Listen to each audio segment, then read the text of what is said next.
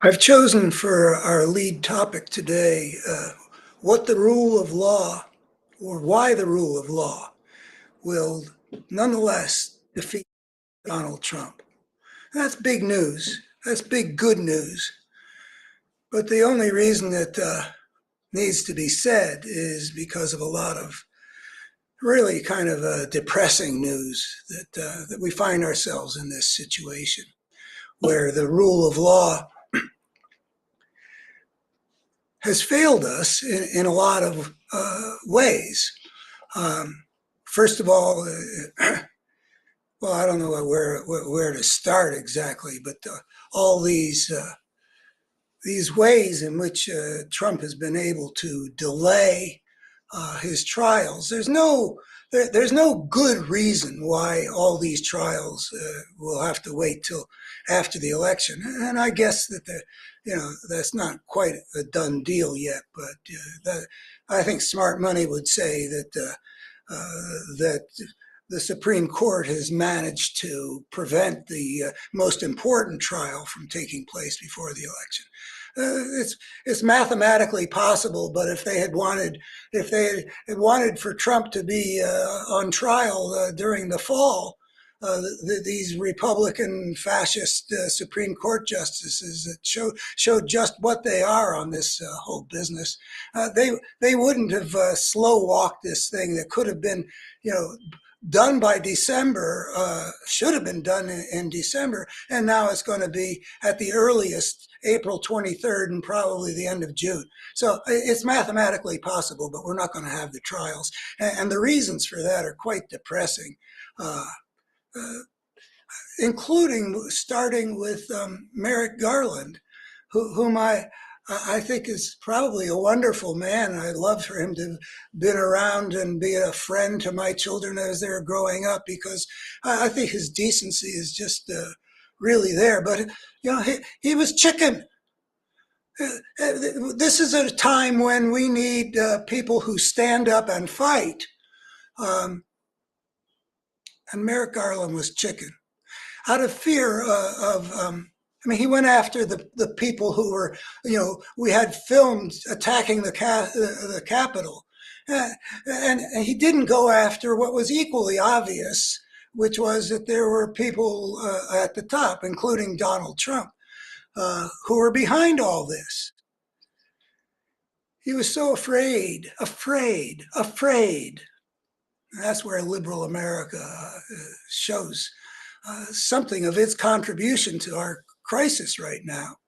He was so afraid that the people on the other side would be really ticked and think this was a political thing. Well, it wasn't a political thing. His decision not to go after Trump and company for all that time, that was a political thing. Out of fear of looking political, he, instead of keeping his oath of office to defend the Constitution, he did something political, and that is he refrained from going after Trump until the January 6th committee, which was not cowardly.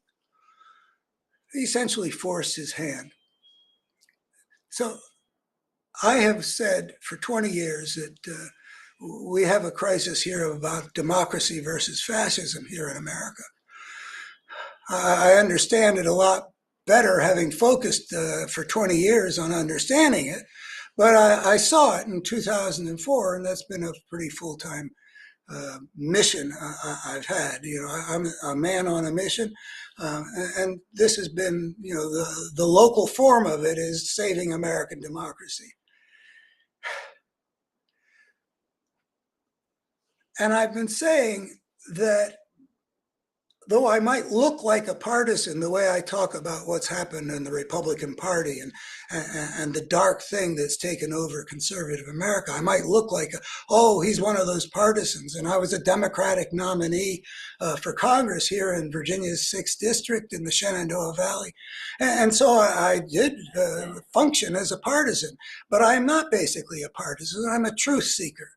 That's what I've been my entire life. And the truth of the matter is that the way this battle has come about is not just what's happened on the right,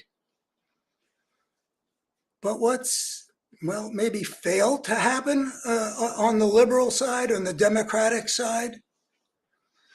One of the metaphors I've used sometimes is that the fascist virus was infecting the Republican Party, but the Democratic Party was supposed to function as the nation's immune system, and it was compromised by. Well, I mean, I've talked about that. You can, just go to my you can see on the description of this thing, there's a place in YouTube where all my videos are. If you want to see my talk about the pattern of weakness in liberal America, I go back to the 1980s. There's been something wrong with the immune system. And so this virus has gotten to this point where it's just incredible. And I expect, I know that millions of people are finding it very frustrating about whether Donald Trump will ever be held accountable. I mean, the battle between Donald Trump and the rule of law is one sort of center stage component of the overall battle between fascism and democracy, the force of fascism and the force of democracy in America. And Merrick Garland is one of the reasons why the rule of law is not looking real good these days. It's, just you look at that judge down in Florida, the force of fascism, and this is a complex thing that happened over the course of, I don't know, I would say start back in the 1990s, and it makes it possible, all the things happening one after the other, feeds into, we end up in 2017 with Donald Trump as president. Unthinkable. Absolutely unthinkable. I've just written an op-ed piece. I run a weekly op-ed piece here in the Virginia Shenandoah Valley. 2-to-1 red over blue. And I talk about a thought experiment. What if you were to talk about to the Republicans of the Ronald Reagan era? And I'm old enough that I've been able to see what's been going on over a stretch of time. And I feel confident that if those people were told what their heirs, and maybe even some of themselves, are supporting, if they were told back in the 1983 or 1986 or whatever, imagine a presidential candidate who had been adjudicated to be a rapist, and it had been unanimously agreed by a jury of regular Americans that this guy essentially raped this woman with his hand, but he's going to be the choice of your party? And imagine a guy who would treat his super loyal, groveling vice president the way he did, threatening his life because he wouldn't violate his oath of office and attack the Constitution in order to do what Trump wanted. That's fascism. That is a gangster at work. And the Republican Party of the Reagan era would have been appalled at the idea that they would accept their universe of people, of conservative character, of belief in certain values, of reverence for the Constitution, of allegiance to Christianity. They would have been completely incredulous at the idea that these people, that their heirs would embrace a guy who did all that. And a guy whose only concern, apparently, we've heard from good, reliable testimony, when the pandemic hit, was how is he going to play this for his own political advantage? Not protect the American people, which is his job as president. They would be absolutely appalled. And yet, liberal America was sleeping through this thing. Liberal America was thinking it was politics as usual. I mean, just a week and a half ago, Joe Biden, whom I really have a very positive regard for, but he is afflicted with the problems of liberal America, and his political career goes back to I think where the problem began in the Democratic and liberal side. Maybe out of the Vietnam era, and the spirit of dovishness somehow overtook a whole piece of our culture. I mean, FDR was not somebody who wasn't willing to get into a fight when he needed to. He said, "I welcome your hatred," and he went after him, and he beat him. Well, we didn't even try to beat this thing as it was rising with Rush Limbaugh and Newt Gingrich and Fox News. We didn't fight the fight that needed to be fought, and now we've got something like Merrick Garland, who's still refusing to fight the fight. I mean, he appointed Jack Smith, and Jack Smith is the kind of thing that we need on the side of liberal America. So anyway, it's a systemic problem is what I'm saying. And so when we've got the force of fascism rising,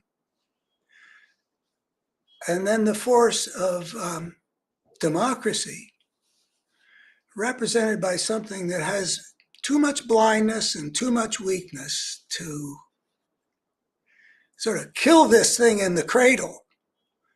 It's like this Republican Party is like Kaposi sarcoma, the deadly disease that afflicted AIDS patients when their immune system, and that's what HIV,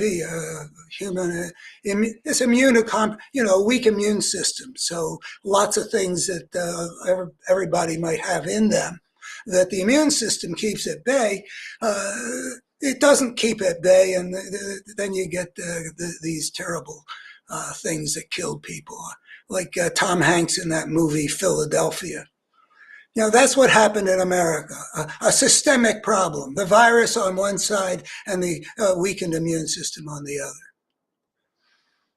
So here we have Trump versus the forces of the rule of law, and a guy who's committed the most serious crimes in American history, and moreover, done it right in front of our eyes. A lot of it's right in front of our eyes, and a lot that wasn't right in front of our eyes has been laid out for us to see in many, many ways through the January 6th committee and through these speaking indictments that have been handed down. It's right out there. It's just clear as can be. I mean, I know that Trump is guilty of multiple crimes, a virtual one-man crime wave, and I know this beyond a reasonable doubt. And I'm not a guy who goes around saying I know something when I don't know something. It's really important to me to admit what I don't know.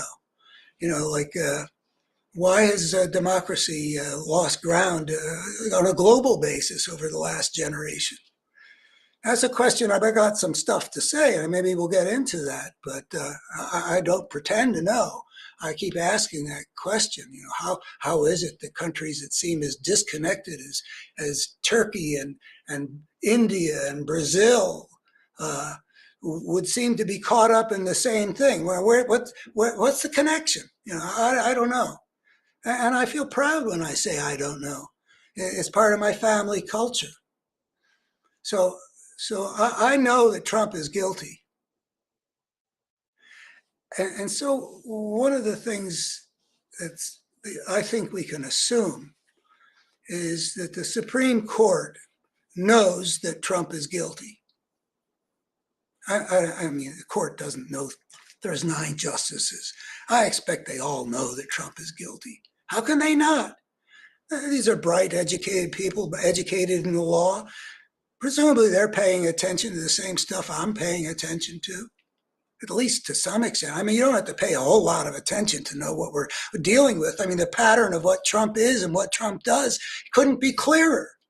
I mean, look what he did with that first impeachment. What he did, it was illegal, the way he dealt with the funding that Congress had it wasn't his choice whether to provide Ukraine with those things. He was legally obligated to. He didn't care about the law.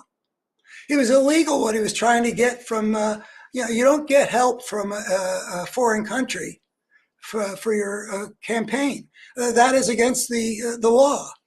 I mean, whatever else he was doing, he was trying to get, not only was it fraudulent, the investigation he wanted Zelensky to launch, it was against the law, even if it was real. To get something to smear what the guy he thought would be his opponent. By the way, I got to give him credit, or maybe I don't know if to give him credit, but I didn't think it was going to be Biden. I thought, well, why is he going after Biden in particular? Well, it turned out at least he was right. Whether he was right for the right reasons or not, I don't know. But I didn't think it was going to be Biden. Anyway, he wanted to it was just all illegal. So they know he's guilty.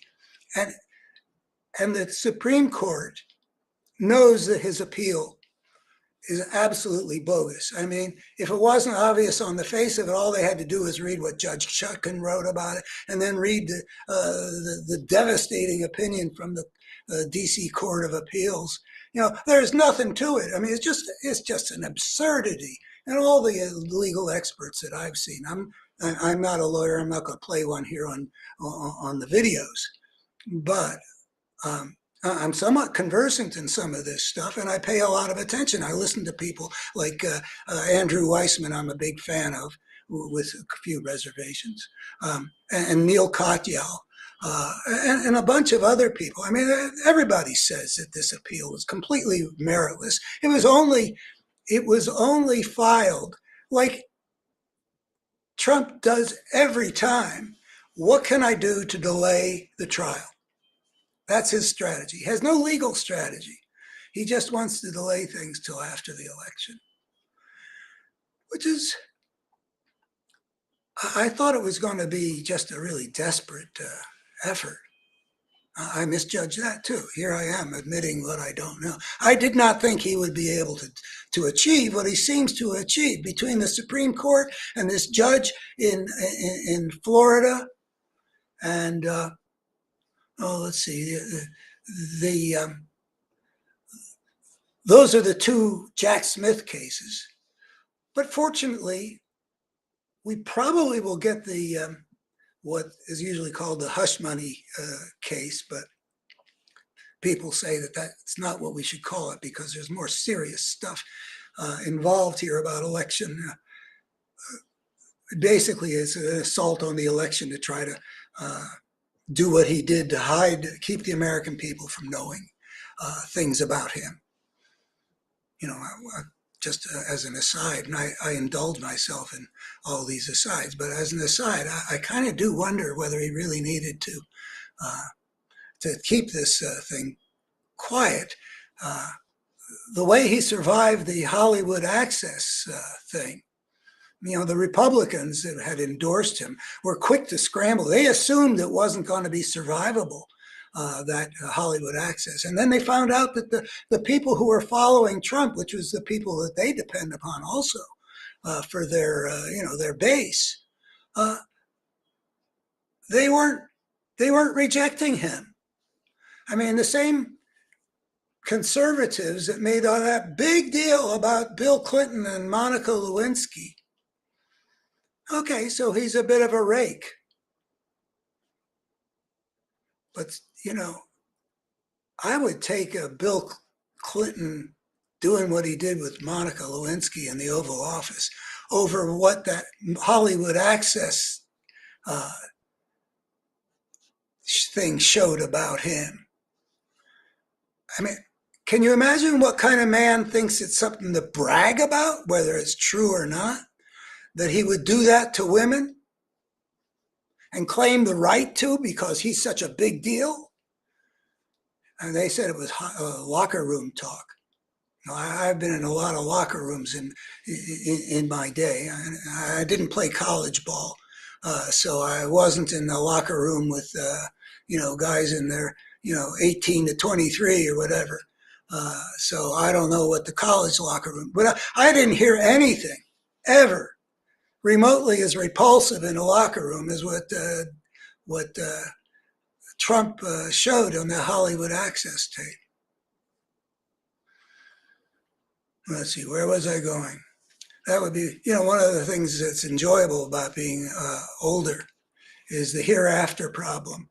The joke. The guy comes into the older woman's home. He's a minister, and he counsels her. I think she should put more thought into the hereafter. And she says, "Oh, but I do, Reverend. Several times a day, I go into the kitchen and I ask myself, what am I hereafter?" So, I mean, that's one of the pleasures. It's not connected with dementia, the losing of marbles in some comprehensive way. So, but it would be nice for me if there was somebody sitting right over there. I could say, where was I going? Anyway, let's go back to the Supreme Court. They know that he's guilty. And they know that his appeal lacked any merit. So they should have done exactly what Jack Smith asked them to do. At the very beginning, well, what you call the beginning, when Chutkan handed down her, just sweeping Trump's claim of absolute presidential immunity or whatever off Jack Smith jumped on the issue and took it straight to the Supreme Court, and he asked them to take the thing. There was a precedent for this back in the Nixon time with respect to the tapes, I believe it was. The special prosecutor asked the Supreme Court, let's skip the Supreme, there's a national interest in getting this taken care of right away. It's so obvious. There's a big national interest. I mean, we've got an election coming up. We've got one of the two major candidates indicted for a whole variety of crimes. We've got exit polls showing that a substantial number of Republican voters say, I don't know if I believe them, that they wouldn't vote for Trump if he were convicted of crimes. I mean, it's obvious that these trials should take place before the election, not because they should be rushed or anything like that. I mean, not because they shouldn't be delayed, but they absolutely should be rushed as well as can be done with respect to the rule of law. And what that meant was that the Supreme Court should have said either we're not taking the case, the appeals court decision, which was scathing and devastating, stands. And then the trial could have proceeded. This is back in, I think, in December. Or they could have said, we're lifting a stay, things can move forward. We're going to hear the case so that the Supreme Court can speak to it in one voice. And ratify that there is no such thing as this kind of presidential immunity. And that would have been fine, and they could have done it real quickly, too. I mean, in the case of Nixon tapes, they did skip the appeals court thing. They didn't require it to go through that extra delay. And they know also that all that Trump is seeking is delay. Because he's completely guilty, he has no legal defense. His only plan, and it's been evident for a long time, is to win the election and then make as many things go away as possible. Make the federal cases go away because he's got no interest in the independence of the Department of Justice. He's indicated that pretty clearly. He's going to use his presidential power and make that just an instrument of his will. And he doesn't want to be prosecuted. And so he'd kill the cases. That's been his only defense. And so they know, because they've seen him, if they're at least been informed, they know that at every single juncture, Trump appeals. He does whatever can delay the thing. And he never has any legal merit to his arguments, or almost never. So they know all this. And so what do? They make it go through the appeals court. They get that great decision. They take a long time for no good reason to do anything when it's handed up to them when Trump appeals again. And then after that long time, they act like they got to treat this whole issue really seriously, have it argued on April 22nd. There's no need to argue this thing seriously. And there's no need to have the whole thing wait for so long. So just the opposite of what the Supreme Court did in the Nixon tapes cases in 1974, when they skipped the thing and quickly handed down an opinion, which I think was 8-0, with I think Rehnquist recusing himself. They did just the opposite. They gave Trump the delay that he wanted. They maybe gave him enough delay so that there won't be any trial before the election. And the American people will have to go into the voting booth and vote between two candidates, one of whom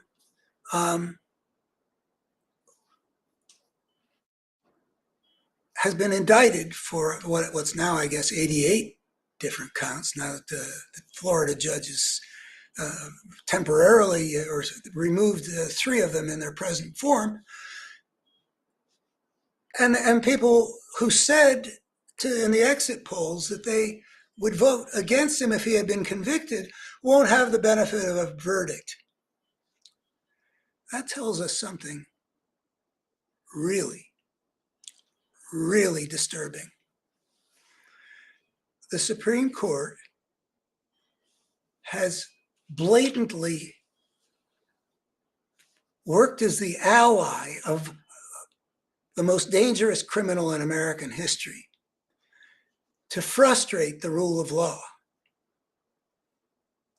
What that means is that the Supreme Court, which we have for centuries, with not complete success, depended on to uphold the core of America, which is that that power is exercised by the rule of law. That's the heart of the thing. I mean, if you really go into what does the rule of law mean, it's the heart of the whole thing, including the free and fair elections. Who gets power is decided according to the rules. That's what an election is. The court that we depend upon to be the core, the whole democratic vision that underlies the American nation, with all of its imperfections and contaminations, but the court is actually part of the force of fascism now. They're helping Donald Trump, who's a would-be fascist dictator, and who is the leader right now of the force of fascism. They're helping him escape justice, giving him a chance to win election and get rid of the cases against him. So this court, when I say the court, I actually believe that I know, but don't know for sure, that the fact that they made these decisions means that they had at least 5 justices, and there are 6 Republican appointed justices, the Republican Party now being a virtually open force of fascism. And these people having been put on the bench by some of the forces that have become manifest now along with Trump as the force of fascism, that at least 5 people must have determined that they wouldn't take the case when Jack Smith asked them, They would slow walk it when they got the case from the, yeah, et cetera, et cetera, et cetera, and then off and then put it off. Wait, and then say, oh, we're going to wait for longer to hear the case as if the case needed to be heard. At least 5 justices. I kind of wonder who, was it 5? I don't think the 3 Democratic appointees would have done this for a second, and not for partisan reasons. Yeah, the people who play by the rules, they're in a minority now on the Supreme Court. Maybe it was the Chief Justice again. I mean, we've seen him sometimes break off from the other 5. And besides, even if he wanted the other 5 to prevail and also wanted to cover his ass, he could always, lean against it, knowing that the 5 would get their way. I don't know what happened on the court. I have no inside information. I kind of wish I did. I'm wondering, the Supreme Court has this ethic, which I suppose that, if I were to have heard about this ethic, some time back, I would have probably been persuaded that it's the right way to run a Supreme Court, which is they don't go public against their colleagues. They're not really supposed to speak publicly in a variety of ways. They get to write opinions, they can concur, or they dissent, or they can write their own opinion. And they have some, occasional speeches where they might speak subtly about things. I kind of wonder whether we've reached the point where we should look to the Democratic appointed justices, all women, which seems like an important emblematic thing that's happened, is that we've got 3 Democratic appointees left, and they're all women. And they're outnumbered 6-3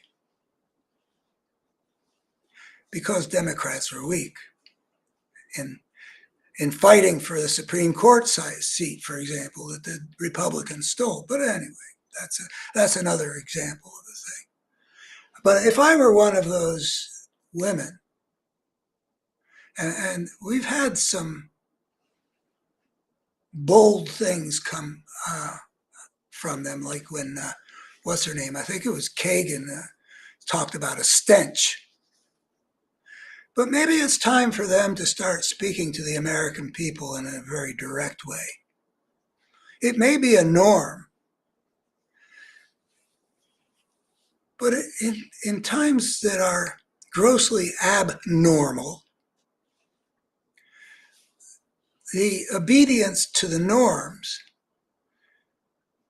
can weaken the force of the good. In this case, the force of the rule of law, which is definitely better than fascist dictatorship.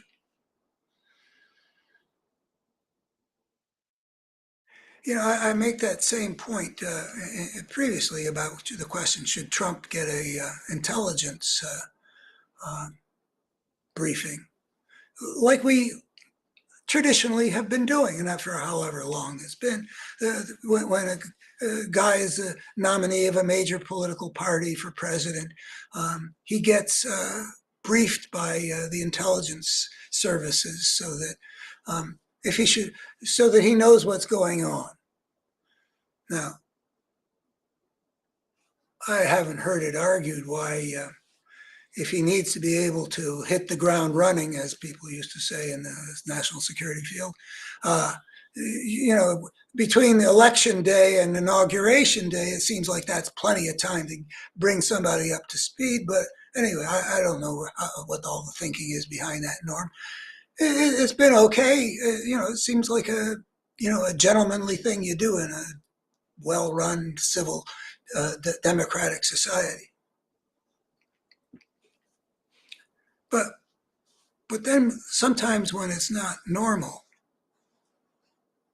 you do something abnormal. So whereas Adam Schiff and John Brennan, the former director of national intelligence or whatever that position is, and Adam Schiff, big national security guy in the House, say, well, they can brief him in ways that don't jeopardize the national security, and they're right. That does solve the problem. But it's also an opportunity, I argued in an earlier video, an opportunity to dramatize what this candidate is, because he's been indicted by a jury of average Americans in several counts having to do with violations of the Espionage Act. He's shown he can't be trusted with intelligence, so why give him an intelligence briefing? So we want to dramatize to the American people what the stakes are in this election. So I think that part of dramatizing what's going on in this wider battle of democracy versus fascism might call upon Supreme Court justices like Kagan or Sotomayor, and maybe Jackson is, what's her name? Is Jackson a middle name or the last name? Anyways, the black woman that Joe Biden put on the court in fulfillment of his promise when he ran for president. And she seems to be really first rate. So they're all good. And she might feel like as a rookie, she doesn't want to go out too far on a limb. But these two older women who've been there longer, maybe they should be going out and talking to the country about the danger that we face.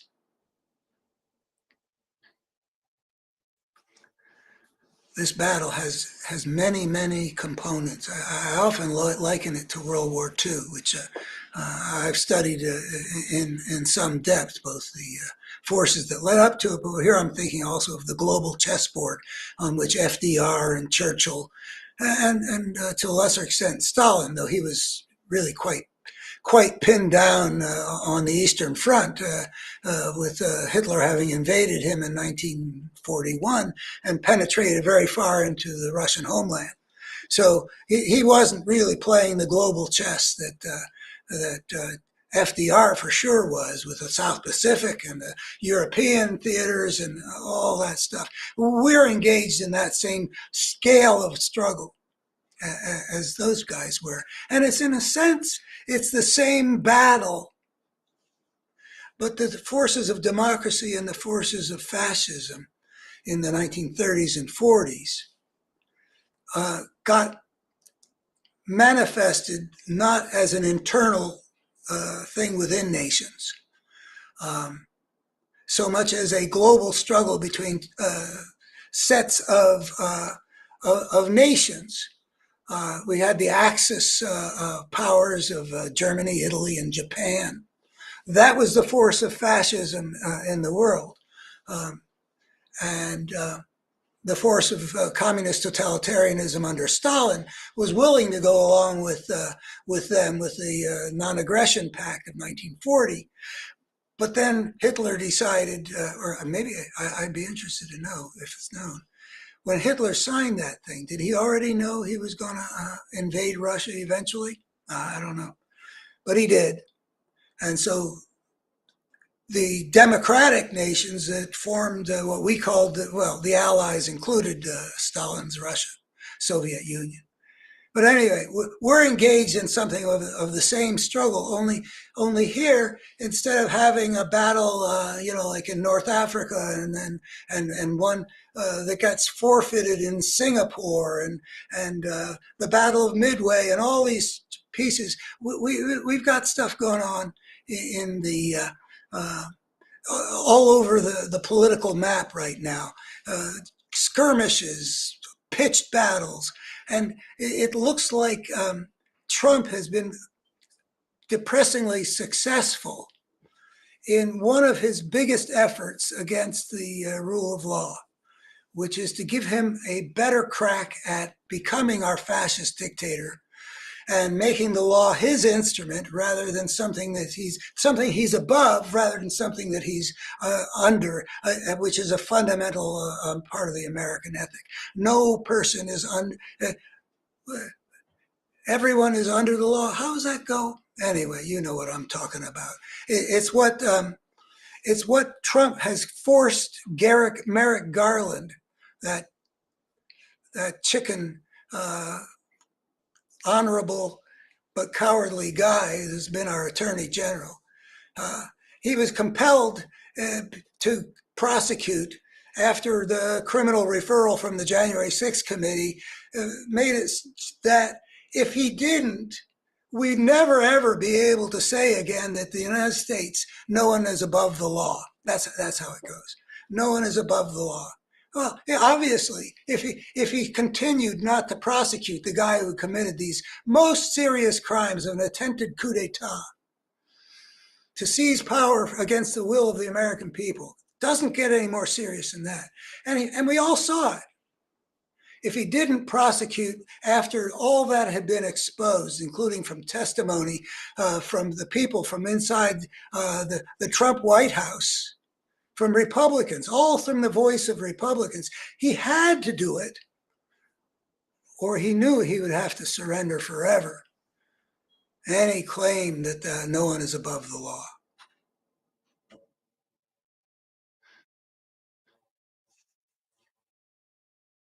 I think that the victory that Trump has won, which I find depressing and it burdens my heart. I can't watch my news shows as much lately to keep myself. I keep myself informed. It's part of my job. I got to know what I'm talking about. But you know, when something like Trump's been indicted, or the jury in the civil trial has found that he did sexually assault E. Jean Carroll, and they're awarding him, millions, et cetera, et cetera. I like watching that because it's like these days I got the movies I watch. They can't stress me too much. I've said that my shock absorbers are shot. It's not the years, I don't think, it's the miles. I've been looking at this ugliness, and I didn't expect to see all this. I didn't expect, if you'd asked me whether the Supreme Court would do what they've done with this case, I'd have said no. Not a chance. It's just too grotesque even for these guys. And besides, the Republican force that put them on the bench doesn't even like Trump. They'd be happy for him to have disappeared. I mean, McConnell expressed that right after January 6th. And it was obvious when Trump was starting to get the nomination in 2015, 2016, the Republican Party, and the basic thing that it is, tried to protect itself from him, trying to block him, but failed. And since it was morally bankrupt, it had no trouble, just falling in line because, well, that was the best option that was available to them. And I guess that's what the Supreme Court has decided too. And particularly with the, maybe if this were let's say fall of 2021, and a case came to the Supreme Court, and they could have, with one, decent decision, set things in motion such that Trump would be destroyed before the Republicans came up with a nominee for 2024. McConnell certainly would have liked that, and I'm imagining that the fascists on the Supreme Court would have too. Trump, they can live with Trump, but he's not subordinated to their power. The Supreme Court is serving Trump here more than vice versa. Trump serves only himself, and he managed to hijack that party. And here he is, clearly going to be the nominee of the Republican Party. I mean, I've been saying that that's clear. I don't know, how far back did I go? Last summer? Certainly by fall. I know there was, a titch of uncertainty with DeSantis managed. I didn't think there was much uncertainty. So they must have, the people on the court probably, well, they certainly understood when, by the time that Jack Smith came to the court and said, help us out here. This is meritless, this whole appeal. It's been dealt with at two different levels. Just ratify this thing and let us get on with it. Because we have a huge public interest in getting this taken care of for the American people to know what they need to know before they vote. But by then it was really clear that Trump was going to be the nominee of the Republican Party. And my guess is that they, at that point, unlike maybe 3 years before, or 2 years before, when the Republican nomination would have been up for grabs, and the Republicans would have duked it out in some kind of primary field, and I have no idea who would have gotten it, but it wouldn't be somebody like Trump, because there is nobody like Trump. Trump is so utterly selfish and kind of crazy and out of touch with reality. Such an extraordinary combination of huge stupidity and genius. He's a force to be reckoned with, and he's able to essentially lead the Republican Party around by the nose wherever he wants to. He can get them to declare it dogma that the election was stolen, though everybody should know that it wasn't. They're his servants. They would probably, anyway, by the time we get to December and Jack Smith says, let's expedite this thing, they had a choice. They could help get rid of Trump and throw the whole Republican Party into turmoil.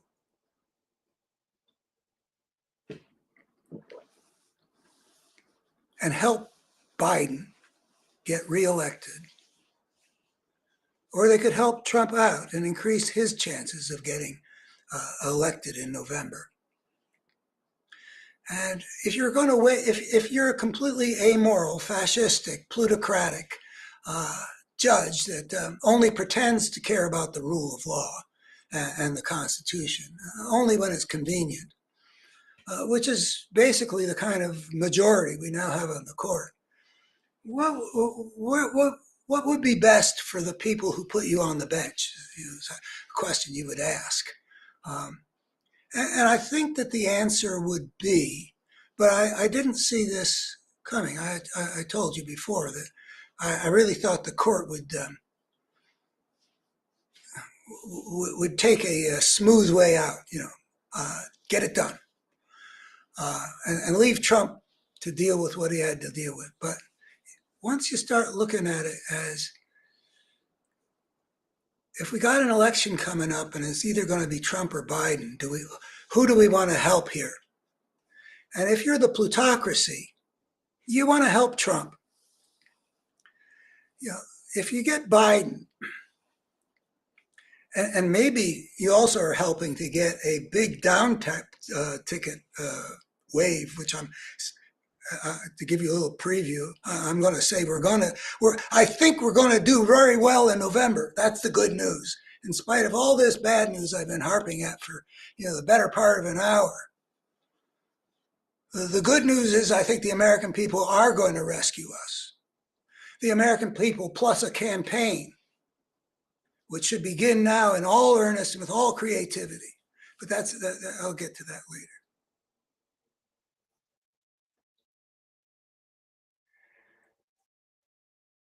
You don't want the guy to be elected who's talked about that $2 trillion tax giveaway in derogatory terms like Biden has, and sneers about more tax cuts for the rich, for the billionaire class or whatever, and make them pay their fair share. How many times did he say that in the State of the Union address?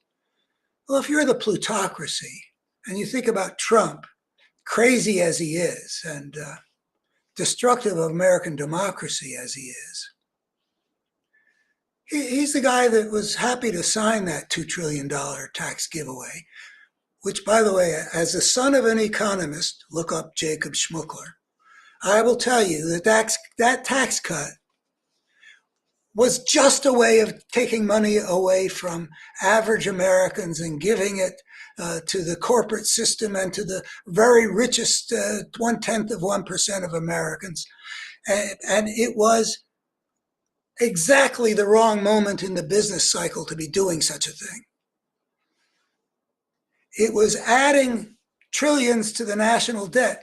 It put the burden on future Americans to give and this at a time when we already had the greatest gulf of income and wealth inequality in the history of, well, going back, I don't know quite how it compares with the late 1890s or the 1890s and, that Gilded Age, the age of the robber barons, that led to the Progressive Party and the Progressive Movement and the muckrakers.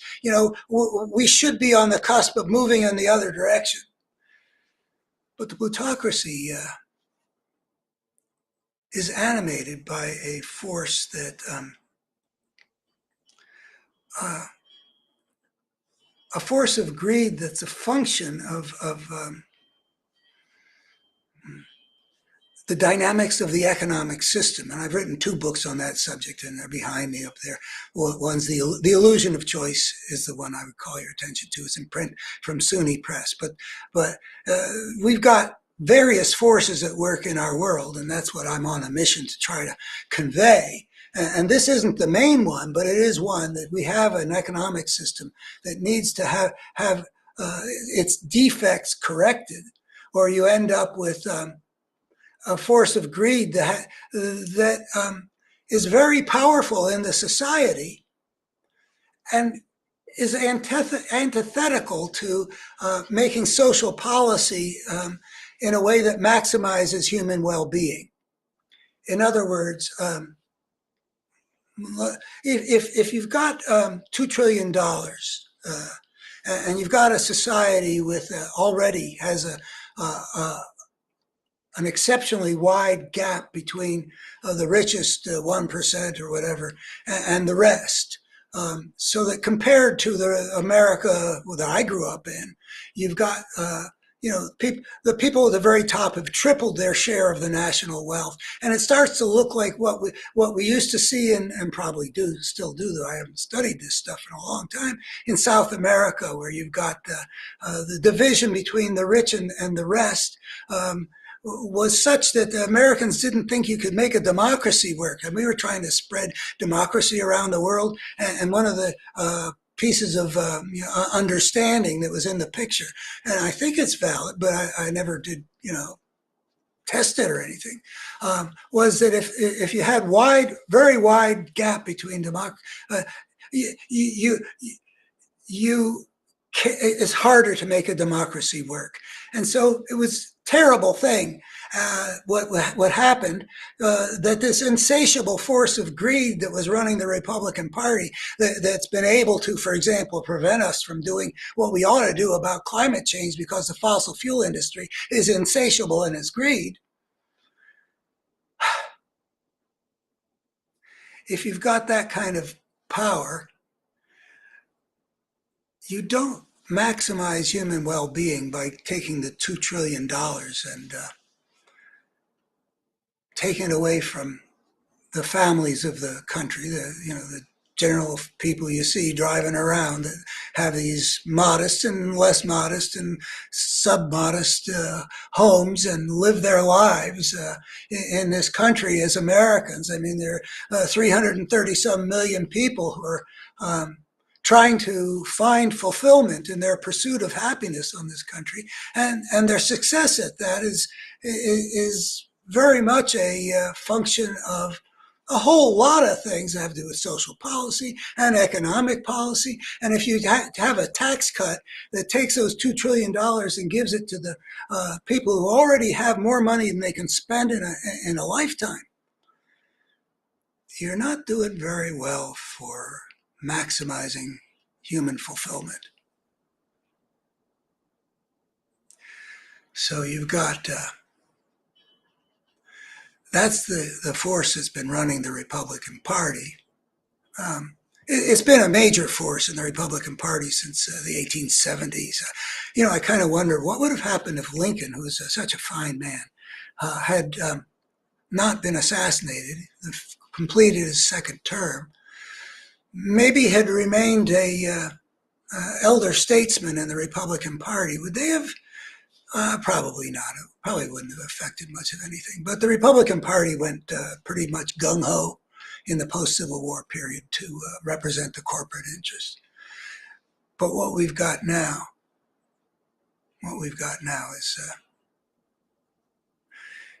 it's kind of beyond that. There's a dynamic in the system that that is such that you might look up on my website, abetterhumanstory.org, or in my videos, you can see where you can find them, something about who kills for money.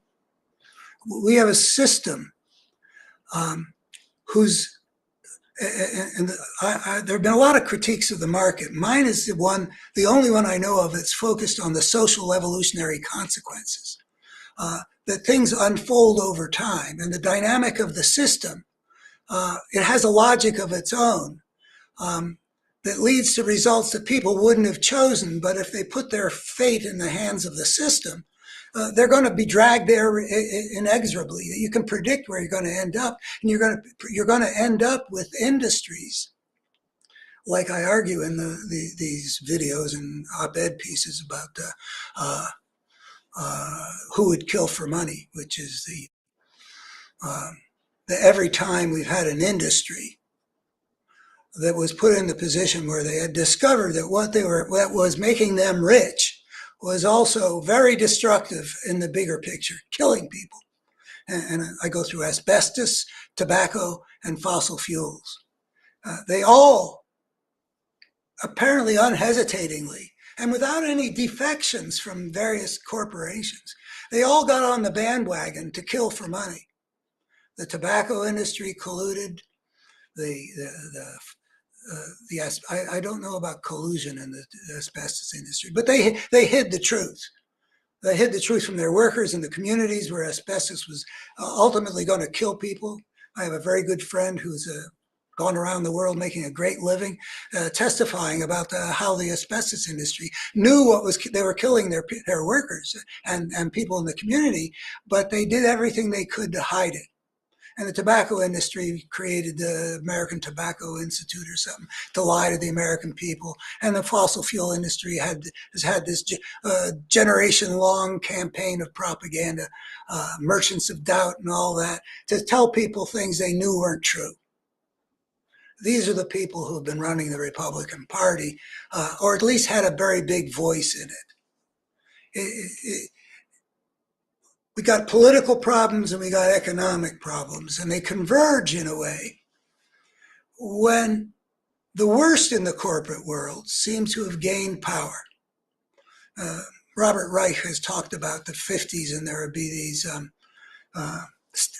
industrial statesmen or something like that, corporate statesmen, that there are people running corporate America who gave real thought to the stakeholders, not just the stockholders, not just profit maximization. I don't know how true that is, but Robert Reich, Clinton's former Secretary of Labor, very bright guy. I don't think he would have deployed that piece, I think was from Fortune magazine, if there weren't some basis for it. As things unfold over time, they get worse and worse.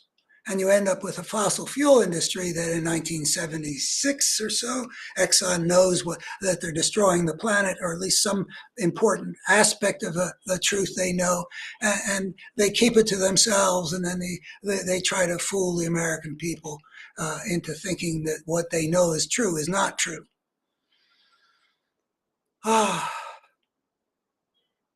The plutocratic force can live with fascism. And so they decide that they're going to help Trump, the guy who is willing to give them $2 trillion. He didn't mind. He's the guy who walked into that restaurant, was it, during the, between the election and the inauguration, and he said, I'm going to make you richer in this fancy place in New York City. Or maybe he said, I'm going to be cutting your taxes or something like that. He knew they were rich people. He knew he was going to be giving them money. I believe you can discern forces at work in the world that are coherent. And that's what my mission really is to show these forces that are coherent. One's a force of brokenness, and one's a force of wholeness. And one consistently makes the human world worse, and one that consistently works to make the human world better. And this battle between democracy and fascism is one form that takes. The battle of whether or not American social and economic policy will maximize human fulfillment, which I claim is at the heart of any sensible concept of the good. And that's a whole nother issue, which I often think about wanting to go into in greater depth here. But putting that aside, that between the force that would take money from those who have less to give to those who have more, that is a force that is making the human world worse. And the democratic force, the rule of law force, that would hold to account a criminal who's the willing ally of the fascist plutocratic force that's taken over the American right. That's the force of evil. Those two forces I claim to be able to show, and I don't try to show it in any single time because it's a bigger picture than that. We're talking about when we watch the battles between democracy and fascism, it is quite consistent which side is on the good side of all these different skirmishes.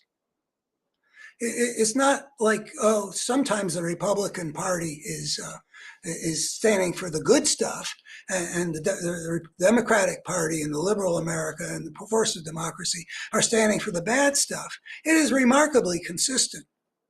It's the same thing about climate change as you see with respect to, oh my God, the Republicans are blocking aid to Ukraine. What a blunder, what a crime, what an embarrassment. Biden, who is necessarily and inevitably, he is the champion right now of the good guys, of the force of democracy, of the rule of law, of all the good stuff, of punishing, of making this fascist dictator in Russia who has done this horrific stuff in Ukraine pay a political and military and national price for it, to punish what should never be rewarded. And here is the fascist party in the House of Representatives. Maybe most of them would vote for the Ukraine aid if it could get to the floor, but they're not willing to do what they have to do to keep the force of fascism from controlling them. They knuckle under the force of fascism, and Johnson won't let the damn thing get to the floor. I've had hopes about this discharge petition, but I'm told it's really hard to accomplish. I don't fully understand what the chances are of getting this thing to the floor, but I just feel it just rips me apart. I mean, I'm here to deliver the good news. We're going to beat Trump and the Trump party in November. But in the meanwhile, look at all the ugliness. Look at how much damage this force of fascism is able to do. How much damage it's done with respect to to our response to climate change over the years. Look at the damage it's done to the greatest foreign policy achievement of Biden, of bringing together the whole free world to fight the Cold War over again and put this new Russian despot back in the box. Biden achieved a great deal. And this Putin wing of the Republican Party that's calling the shots in the House and managing a small piece of fascism, managing to make sure that the American role in defeating the fascist dictator of Russia can't unfold. I mean, it's just disgusting how much ground they've been able to gather. The Supreme Court and aid to the, and they've been able over the decades, this force of fascism has been gaining power. Well, I mean, it's always been part of the Republican Party, but it was usually a minority of the voice in it. There were elements of that to be found, say, in Reagan's administration, union busting and stuff like that. But fundamentally, it was not a fascist regime. W's was increasingly a fascist regime. And then there's Trump.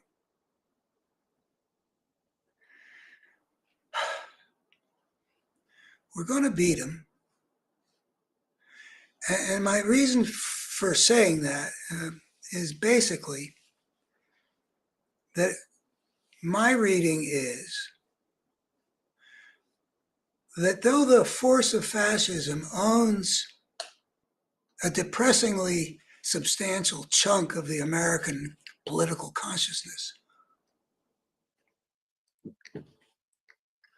I mean, I live here in the Shenandoah Valley of Virginia, and if I drive almost anywhere, I drive past a sign that's still up is declaring Biden an illegitimate president.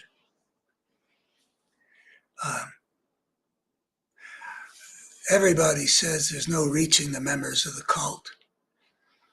And I got no basis for saying that that's wrong. I don't know what's going to happen with these people, but I don't think that I think that the nature of the fascist force, its aggressive willingness to do anything for power, combined with a kind of moral bankruptcy that afflicts the rest of conservative America, that's been cultivated in conservative America, and that's created some weird things in their consciousness that I've frequently admitted I don't fully understand.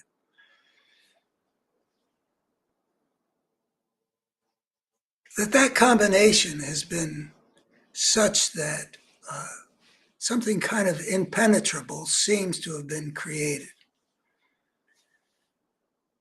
that's big enough to deliver a lot of votes for Donald Trump. But I would say it's less than a third of Americans. I have some tendency to give too much weight to positive scenarios. I love the feeling of hope, and I hate the feeling of despair, and so I have some motivated reasoning that I've observed in myself. Nonetheless, when I look at the considerable evidence, and by the way, though I have theories about the forces at work in the human world that I think are important, could help American democracy survive and could help human civilizations to survive, I also fully recognize that the nature of the forces at work and the interplay among them is so complex, it's really kind of hard to imagine how anything's going to unfold. I mean, there's just a lot of uncertainty. Who could have imagined that because of the way the ballot was drawn in Palm Springs in 2000, we would get a war in Iraq that would change the whole international scene. I think I can show that that's the case. But there's several steps to do it. I'm not going to bother, but it's like the butterfly wings. I mean, there's a lot of instability in the world, and there's a lot of things that we can't see what's happening underneath the surface. And when it comes to the American election, who knows what all could happen? I mean, I never would have thought that somebody like the head of the FBI on October 31st, 2016, just a week before an election in which Hillary Clinton was the only thing standing between us and a human monster winning the presidency, would get up and do what he announced.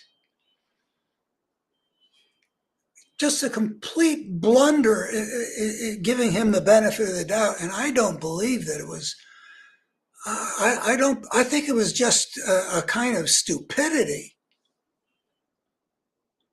a blindness of some sort. He was covering his ass in one respect, but he was giving himself the most infamous role in the American history you could hardly imagine. Because I actually think that blunder of his, without it, I think that Hillary Clinton would have won the election. Can't prove that. It was a pretty close election, and you could see the polls immediately start moving in the wrong direction.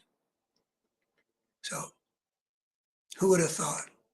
So I don't really know what's going to happen in November, and even, I've stressed a lot of bad news things because there's just a lot of ugliness around us right now.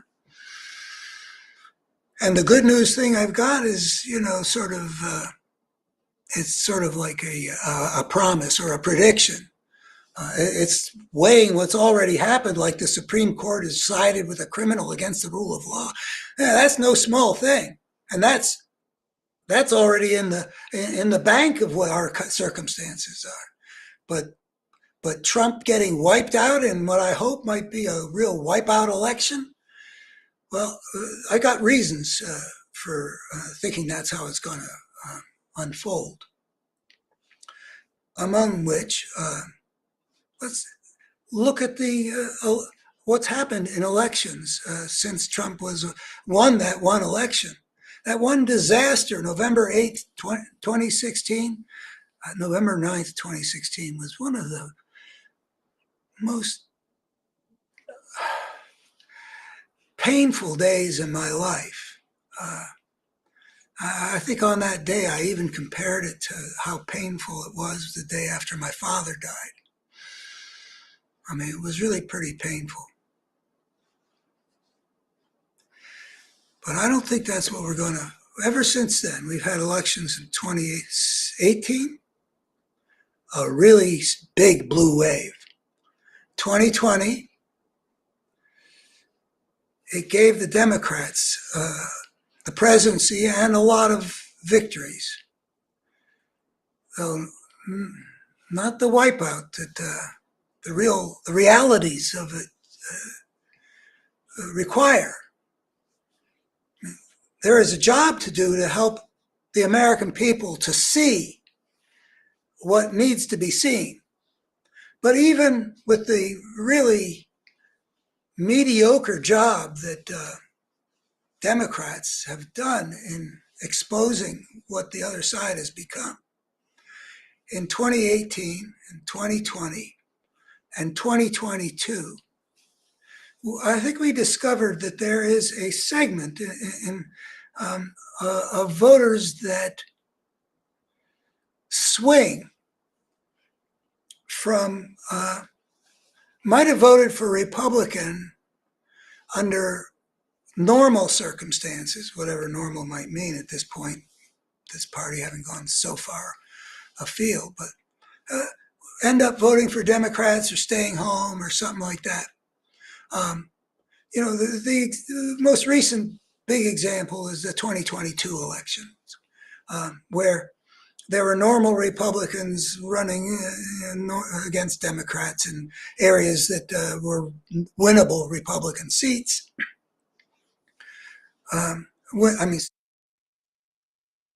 and then there were these MAGA candidates, the crazies like Herschel Walker in Georgia and whatever this that guy was, and running for governor of Pennsylvania against Josh Shapiro, who I think we should keep our eyes on. That's, I think, there's presidential material there. Um, and I think he thinks so too, and I think he's right. Um, and Arizona put up some crazies, and they all got beat. I mean, it wasn't a wipeout. It was supposed to be a big red wave election, you might remember, but it wasn't a big red wave. And part of the reason was whenever the extreme went up against the Democrats, there was a 5 to 7%, I'm guessing, of potential Republican voters that they would lose. So what's happened recently with with this Republican Party? They're not moving toward the middle. They're becoming even more nakedly fascistic. I mean, the way Stalin controlled the Communist Party in the Soviet Union, the way Hitler controlled the Nazi Party in Germany. Well, take a look at the RNC right now, a wholly owned subsidiary of the leader.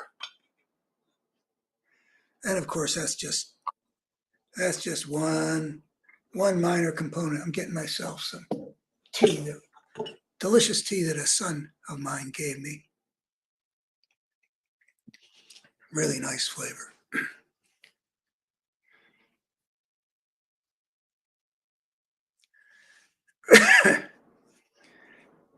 And Trump himself, of course, is. I mean, I described him toward the end of 2015. Um, I said that Trump was a symptom of what was already in the Republican Party. I said he was the Republican wolf, but without the sheep's clothing.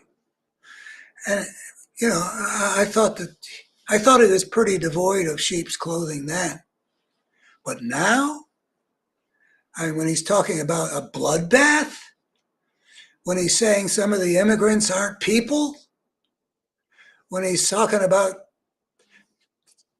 prosecuting his political rivals, I mean, it's really quite naked. So if the American people, as I believe, are maybe 2 to 1 when they see the nature of the choice, and there's nothing subtle about it. There's nothing hidden about it. Not like the Republican Party used to be. There's no pretense left. When they see that, if they see that, I think that this election could deal almost a death blow to the force of fascism. I mean, what if, I mean, the blowout elections that I could name, uh, Goldwater getting beat with getting only 40% of the vote, Alf Landon in 36 getting something like that, McGovern in 72, I can't remember what his statistics were. But I think that if you could get the American people to see what's really going on, you could get a blowout beyond those blowouts. I don't think that 40% of the American people would choose what this fascistic force truly represents. So then the question arises, how many people can be brought to see what's really at stake in this election? And I got a couple of answers. The first one, in terms of the good news, why the rule of law will still defeat Donald Trump, is enough. And so he might delay these trials till after the election. They'll happen, given if you can grant the outcome of the election being what I'm saying it's going to be, he'll be tried, and he'll be tried as a weaker figure. If you remind me, I'll go further into why a post-election trial might be even better than a pre-election trial, though it should never have come to this for the reasons we've discussed.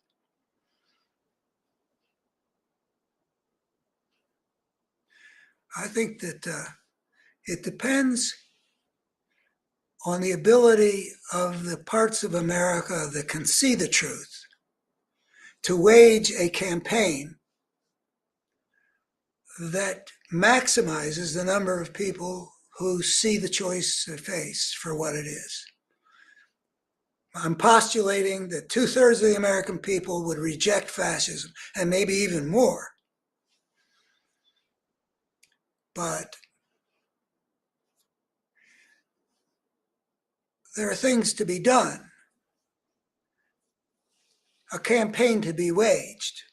And I encourage you, if you're interested in seeing what I've got to say about how this campaign, I encourage you to take a look for on my YouTube library for envisioning the Great American Anti-Fascist Campaign.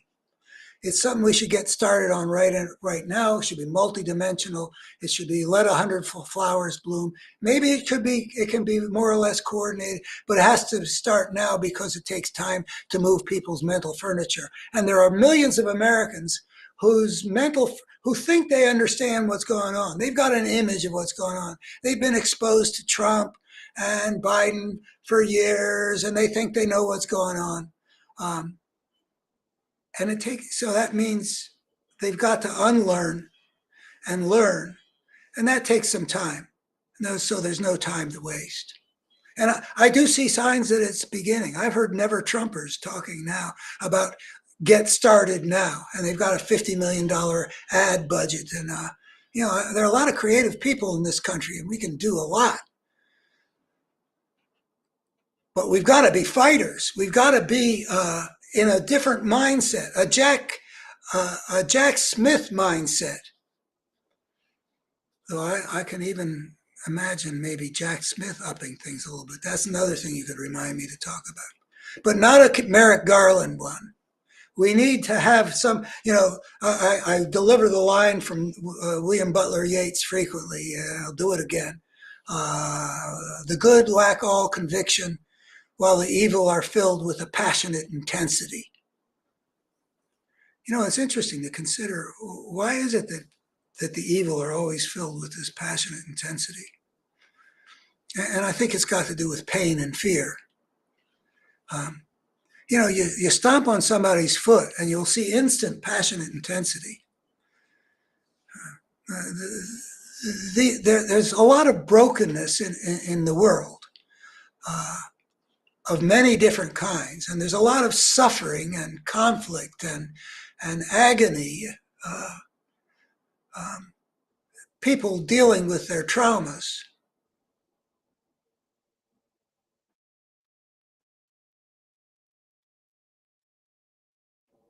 And it leads to a lot of passionate intensity. I mean, the people who have that sign up there about Biden being an illegitimate president, and before that, they had a sign that said, "Trust Trump." Yeah, you trust the guy who's cheated on his wives, that stiffs the contractor, who violates his oath of office? You trust him? I mean, there's no shortage of brokenness. It pains me to see so much brokenness. I guess, in some respects, it's always been there. But I sure didn't see so much of it in the world around me. I find it very painful to live in a country where we are divided into camps that are intensely hostile. They've got that passionate intensity. They regard me as a baby killer, pedophile supporter, hates America. I mean, being a Democrat out here, sometimes you go out there to have a little rally, and they hate us. There's a passionate intensity out of all that brokenness. And part of the brokenness is they believe a lot of things that are false. And if they believe some of these things that are false, like that Biden stole the presidency, how would you possibly get through to them? But there's enough still that's whole in America. Sometimes I think that we waited almost too long. I'm a big fan of Churchill's. The British waited almost too long. They came this close, it looks like, to having waited so long they would have come under Hitler's thumb. Even after Winston Churchill became prime minister, he was under pressure to come to terms with Hitler. They waited so long that they expected an invasion across the English Channel, and they prepared for it. And Churchill made a speech about, till we die with blood in our mouths on the beaches, we'll fight them on the beaches, we'll fight them. It came that close to the British, this England. Never in the history of the British Empire have so many owed so much to so few. They came this close. They almost got wiped out at Dunkirk. It came so close. And here we are right now. I think we can win this. But I never would have imagined that Donald Trump could get away with so much for so long. It's humbling to me and makes me feel like my prediction is well founded. But there's a lot else that goes on in the world. There's more in heaven and earth than is dreamt of in your philosophy, Horatio, says Hamlet. And, I'm here to deliver my philosophy because I actually do believe that my big picture could illuminate so much of what's going on that in terms of the larger forces at work, it really could help human civilization and American democracy to survive, to see the fundamental nature of the battle that we're engaged in. But even if I believe that, I also recognize all the contingencies and uncertainties and mysteries there are about the forces at work. Now, what's going to, if people don't already know that Trump is guilty, for example, of these crimes, how much are we to mark that up to misinformation or lack of information? Is there a way? Every American citizen really should know this if they were doing what I would regard as their responsibility as citizens. It's just so much information. It's just been so clear. The pattern has been so great. You could even see that Trump was building toward this before Election Day. It was all quite transparent. But if they didn't see it, what's going on? How can they be brought to see it? I do what I can with my op-eds, but I have a limited, I'm very good at what I do, but I only do what I can do. I present things in a kind of systematic way. I show the evidence, I draw the conclusions. I can write pretty clearly, sentence by sentence, paragraph by paragraph. But if they think that the election was stolen in spite of his having lost all 60 whatever cases where the courts, including Trump appointees, threw it out saying, there's no evidence for this. What can I do? I don't know. What can anybody do? But anyway, this is the job. And there may be a lot of people that we simply have to write off, but that 6 or 7% that have been moved even by a half-hearted, less than passionate intensity kind of campaign. If they can be joined by another 6 or 7, or maybe even 15% of people who are shown what it is that a vote for Donald Trump represents. Hey, let me go to this good and evil thing from right that point. Um, One of the things that I think a campaign should do, and it was in um, one of the topics I wrote down for today was getting Americans to see the quote evil without using the word. And I do counsel not using the word. Um, I've got my experiences for that. Well, in terms of liberal America, which is what I've interacted with, well, let's just put it this way.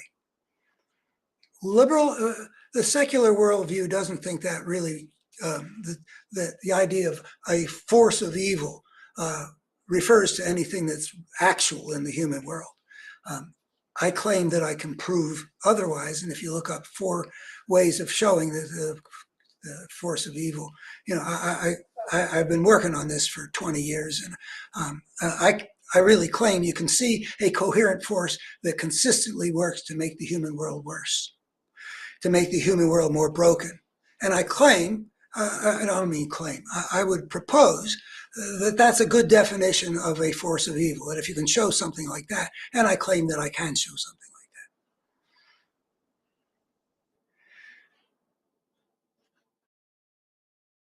But I think that what you're also up against,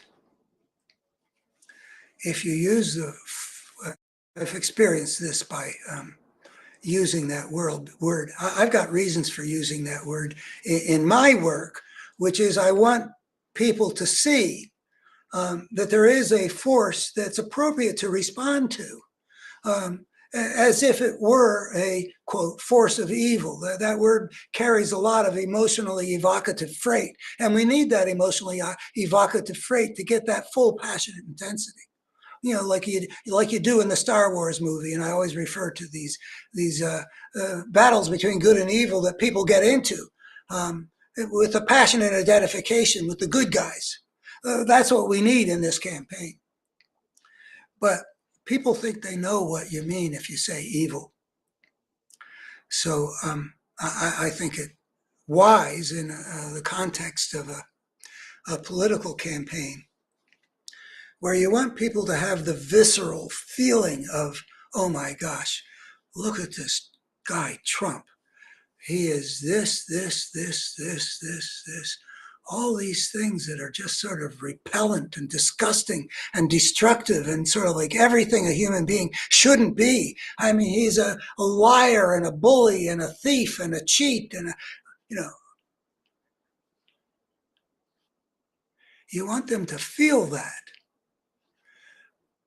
but you don't want them to get into their heads and have that get in the way of their feeling it, because well, they think that they know what is meant by a force of evil. I mean, like I've dealt with, scads of liberals who don't want me to use the word evil because it's just demonizing other people. Well, to me, evil is to be understood as a force, a coherent force. It's not about evil people. I mean, Donald Trump is a broken person who which broken to such a degree that he is a open channel for the force of brokenness to achieve destructive purposes in the world. And that's one way I would put it. I don't see him, I don't want to talk about him as evil.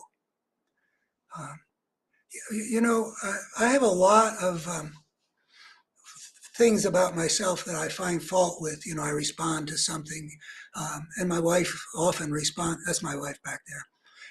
She responds in a more beautiful, open-hearted way toward more people than I do. I believe in being like that, but that's not who I am, and I often observe myself being other than embodiment of my ideal for a human being.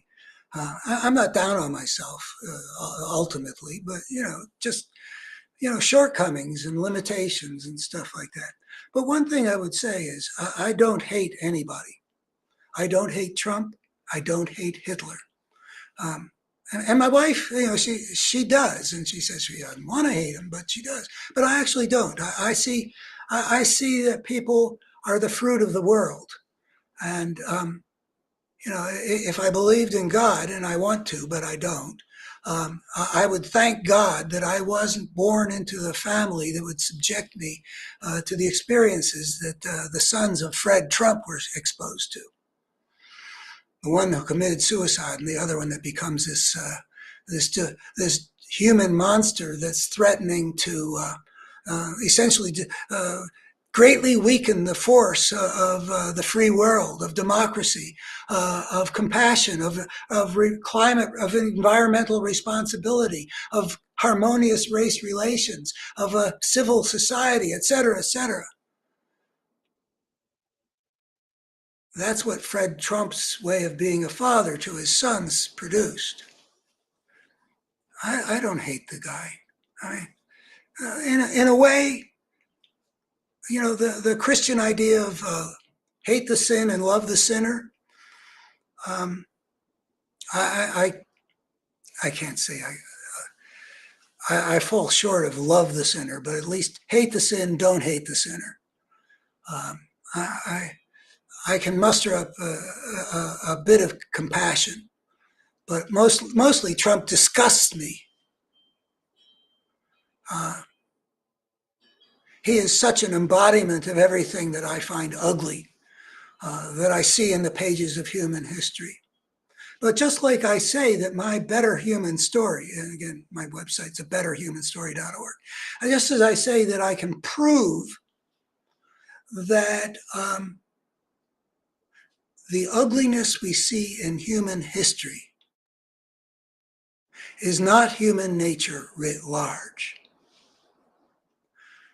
Just as I say I can prove that, because I can prove that the ugliness is the result of systemic forces that inevitably get unleashed when we stepped out of the niche in which we evolved biologically onto the path of civilization. I'm not going to go into that again today. Just so, I also think there, but for the grace of, some people say God, I would say, uncontrollable happenstance, go I, when it comes to being what the product of what Trump was born as, which wasn't his fault, and the world in which he was born into, ending the praise with a preposition, which I'm now allowed to do, which is also not his fault, he becomes this monster. And I am disgusted. I mean, just like I would be disgusted, I'm a bit squeamish, and as I get older, I get more squeamish, which I don't like. About seeing, a body, like open heart surgery or bone sticking out of a compound fracture or, a bullet wound in somebody's liver or something like that. I don't want to see it. Just as I get squeamish about things that are sort of hard for me to process comfortably. So, I'm disgusted with Trump. But no, evil doesn't mean that to me. Evil's about a force.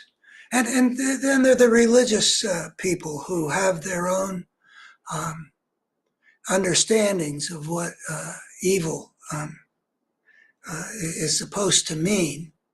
And they're not going to be, I use this word because I want to show people a very important reality that's not included in the secular worldview that's arisen as departing from the religious worldview of previous centuries, and of course still with us. I want to show that there's something there that we should look at as a force of evil. But there are other names, but we should look at it.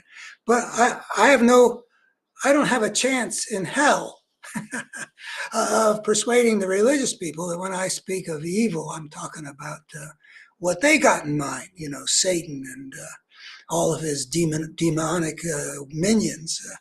The devil made me do it. I don't talk that way. I don't conceive of it that way. And so I wouldn't be teaching them anything. I would just be getting them in the way. I would be getting they're thinking, in a sense, in the way of seeing what I want them to see. So getting Americans to see the evil without using the word. What I mean by that is there is an abundance of material available to us that shows evil, the destructive force has, almost an unlimited palette of ways of manifesting.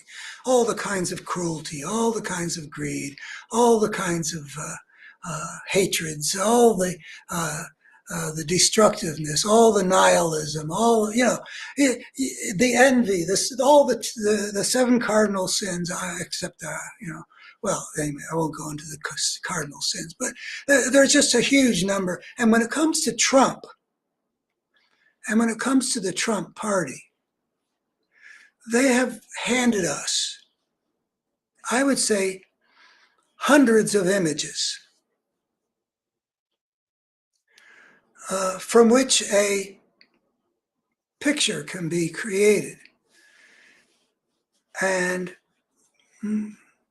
any kind of messaging in a campaign can't be the comprehensive thing that a guy like me would want to write, a 400-page book, showing every little nook and cranny of the ugly ways this force is manifesting itself, or that Trump is manifesting his ugliness.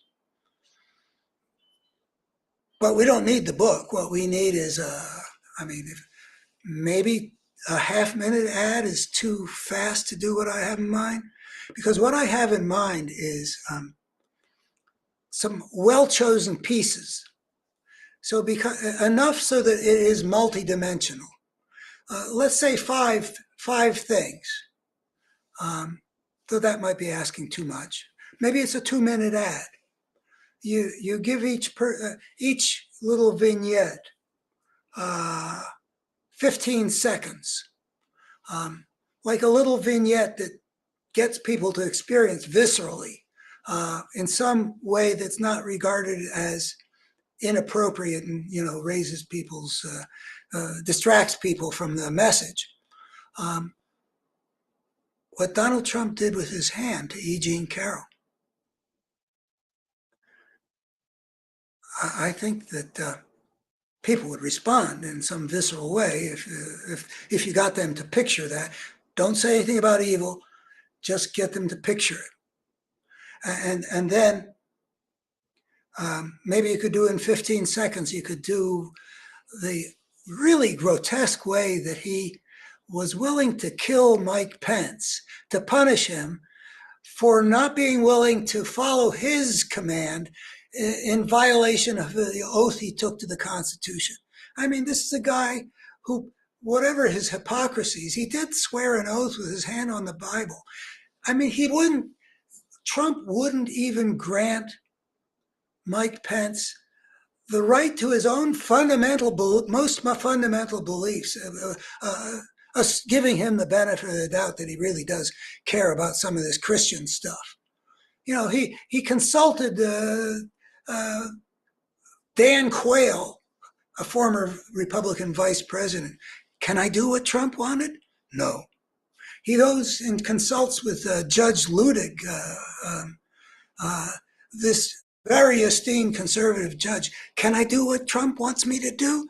No, you got to do your constitutional duty. That would be a crime. So he says to Trump, I can't do it.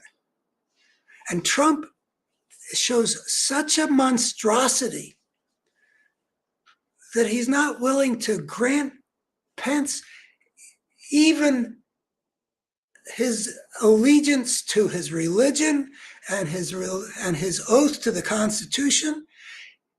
Trump insists that everything's got to be to serve him, or he'd be willing to have you lynched by the mob he summoned. Well, maybe you couldn't do all that in 15 seconds. Maybe that would be good for a standalone minute advertisement. But in addition to ads, you also get speeches where you can where the speaker and I really want to underline that the campaign has got to be not just, I mean, speaking to the converted is good. I'm imagining that's what I'm doing here. I don't know, that's the case, but I would want to motivate the converted already to go out there and fight. My One of the lessons I've learned in life, and I think my wife is the one that articulated this for me years ago, and she and I share that we have a lot of pain for the world. For when I met her, she was into trying to prevent World War III, and now she's a climate activist. And she said she feels so much pain, but she had the cure for the pain is to do something. That as soon as she becomes active and chooses an activity that's going to help fight to have what she wants to have happen, a lot of the pain goes away, and that's true for me too. I expressed it in terms of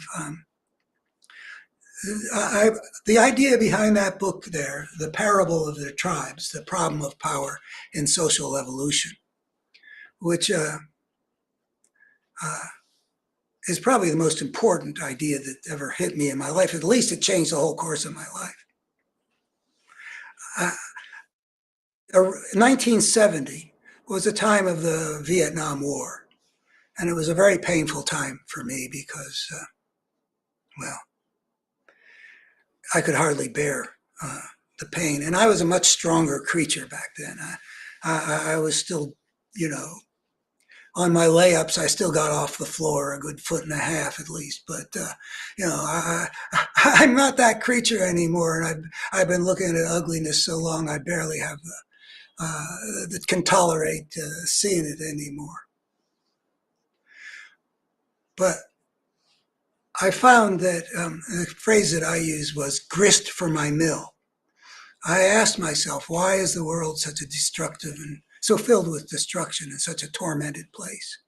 The brokenness we see in human history, the ugliness we see in human history. That was the question that preoccupied me between 1968, when I didn't get sent to Vietnam, and 1970, when I got the answer to my question about why. I said that the pain that the world was causing me became grist for my mill, and that was my way of coping with living in a world that was so different from what I yearned for it to be. I'm kind of a realist, but I'm really also an idealist. I really want the world to be a good place, better than what we see these days. So going back to the campaign that we need, we got to show people, and I'm showing the converted perhaps, and I say that throw yourself into this campaign in whatever way you can see that you might have the best impact. And not only will you help the forces of the good to prevail, but you'll feel less pain. And I don't really know tons of people, but I know, maybe I'm in touch with 20 people enough to know that a lot of people feel pain looking at what's going on. Like, will Trump ever be held accountable? I mean, is he going to be end American democracy, having beaten the force of the rule of law? Well, throw yourself into the campaign. And the one idea that I'm proposing, and there's room for a lot of ideas, and if I come up with any other ideas I think are worth conveying, I'll do that. But the idea is, show the American people the evil. Show them things without using the word evil that will get them to feel the passionate intensity of the kinds that would motivate them to vote, and to vote to send the Trump and the Trump party into oblivion. this is not what we want. And not just Trump with his hand raping E. Jean Carroll and his betrayal of this guy who groveled in embarrassing ways for 4 years, but he was willing to kill because at the very end, he wasn't willing to commit crimes for Trump. But there's also the Trump party. We can bring in what the mockery that this Republican-led Congress has been. You know, Harry Truman was successful in 1968 running against this do-nothing Congress. Well, if you look at the charts about what has this Congress accomplished legislatively, and on a time scale where there are bars for how many measures got passed by all the other previous Congresses going back decades. I mean, this Congress, makes do nothing sound like, a major accomplishment. I don't know that Truman's do nothing Congress was as do nothing as this one. And then there's the things that they've done, like we were talking about earlier in this conversation, the things that the Congress has done. I mean, you can bring to life what's at stake in Ukraine, which is important. And that Biden has been leading the free world to make sure that this ugly Russian fascist dictator fails. And this Republican Congress has not been willing to do what needs to be done to play our role as leader of the free world. In fact, we've got our traditional friends are wondering how can they possibly depend on the United States to be the leader of the free world, and appeal to the patriots out there that have cared about our being a world leader for the creed of the United States, where the things that the Atlantic Charter that FDR and Churchill wrote up about what they were fighting against fascism. Now, I don't know if this is a speech or if there's a way of packaging in a half minute or a minute or 2 minutes on some well edited. But, it's a creative task.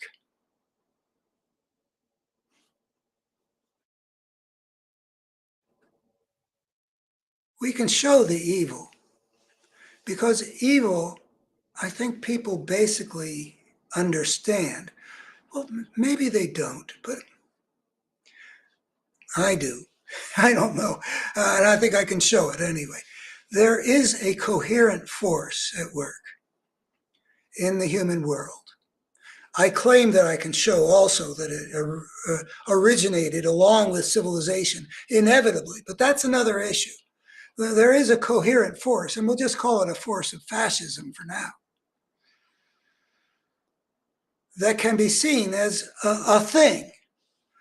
Trump is part of that thing. The Republican Party is part of that thing. And those are the two things that we need to beat, so we don't have to go beyond that, though that thing has major territory in the American electorate. It has a good foothold in Israel, I'm very sorry to say. It's running Russia, kills its opponents and jails its critics. It is a thing. But we only want Americans. They're not going to be able to vote against Putin or Netanyahu or Erdogan in Turkey or Modi in India. We want them to vote against the party that's working to protect Vladimir Putin, the war criminal, who's trying to reverse the American victory in the Cold War. And and we want them to reject the Republican Party that I don't know what all to show. I mean, do we talk about how they were willing to make the United States default on its debt for the first time, and all the costliness of that, and completely indefensible? I mean, there are a lot of things that they've done that are ugly that you don't have the means of getting the visceral reaction that you need. I mean, what McConnell and his Republican Senate did in 2016 to steal a Supreme Court was, in fact, lawless and fascistic and ugly.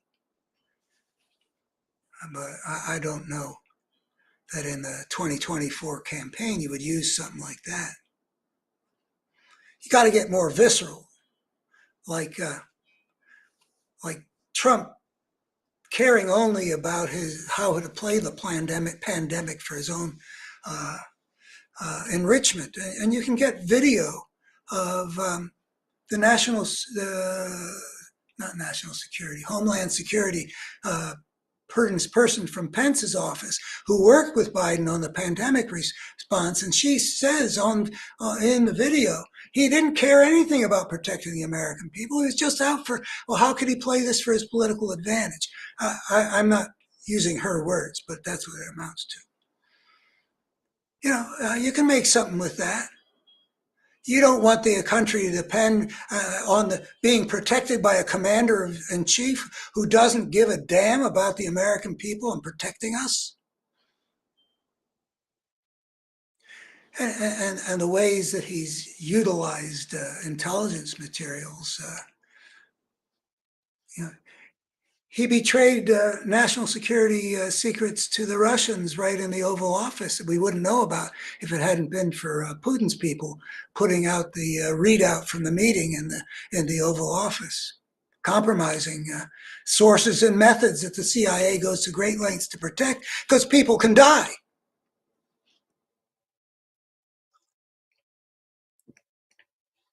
I don't know how much of that you can, but we got lots and lots of intelligent people and creative people who can create messages that get people to experience. And my favorite, because of the way I understand evil, is that, my favorite way of showing a force of evil is going back to the emergence of civilization and show how brokenness begets brokenness, how through the connections made by cause and effect, you can show that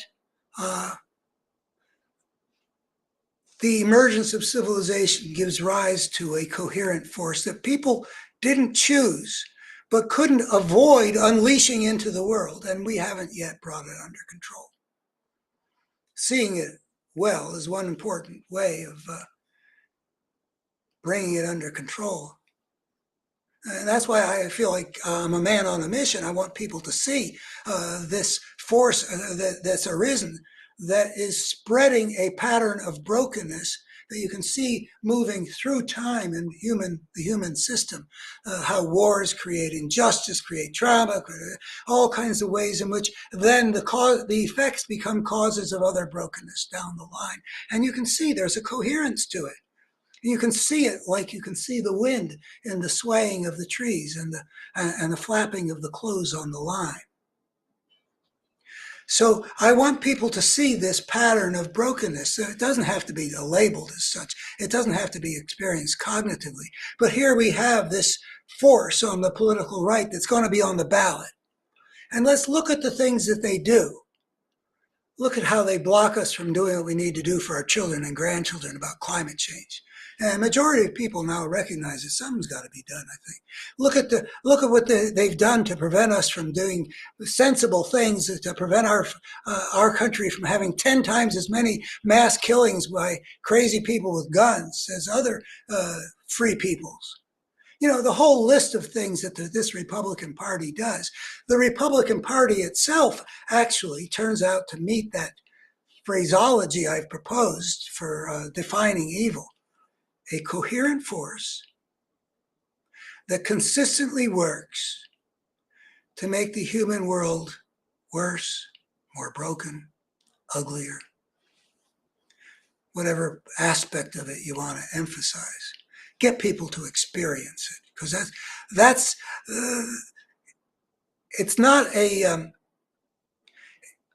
cognitive decision but it is through the perception of realities that people have emotional responses evoked of anger, of fear, of revulsion for what should be responded to with anger, fear, and revulsion, because we are engaged in a huge battle in which everything sacred is at stake. We're in a battle to defend American democracy. I would be happy to deliver a talk on the theme saving American democracy saves things that are sacred to us, or however you want to put it. But also, we're engaged in a battle to enable human civilization to survive. Now, I haven't gone much to beyond American democracy into this bigger picture, but we are in a social evolutionary process that's been unfolding for 10 or 12,000 years, in which there inevitably emerged a destructive force.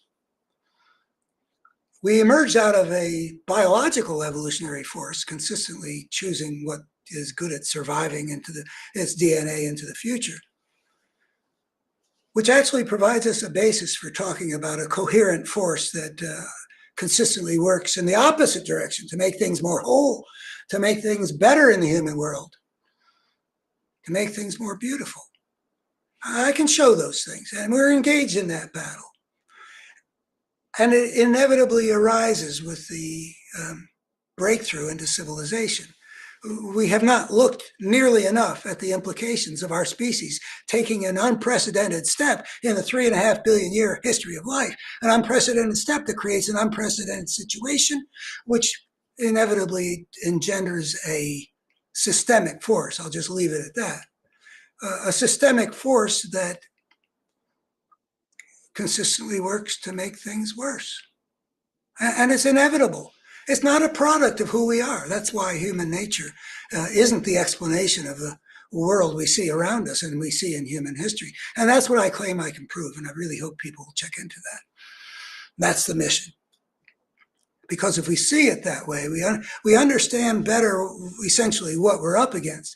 And that's the title of my 2015 book, What We're Up Against, the destructive force at work in our world and how we can defeat it. And that I self-published so I could get it out before the 2016 election, because I had a very bad premonition about where that was going to take us.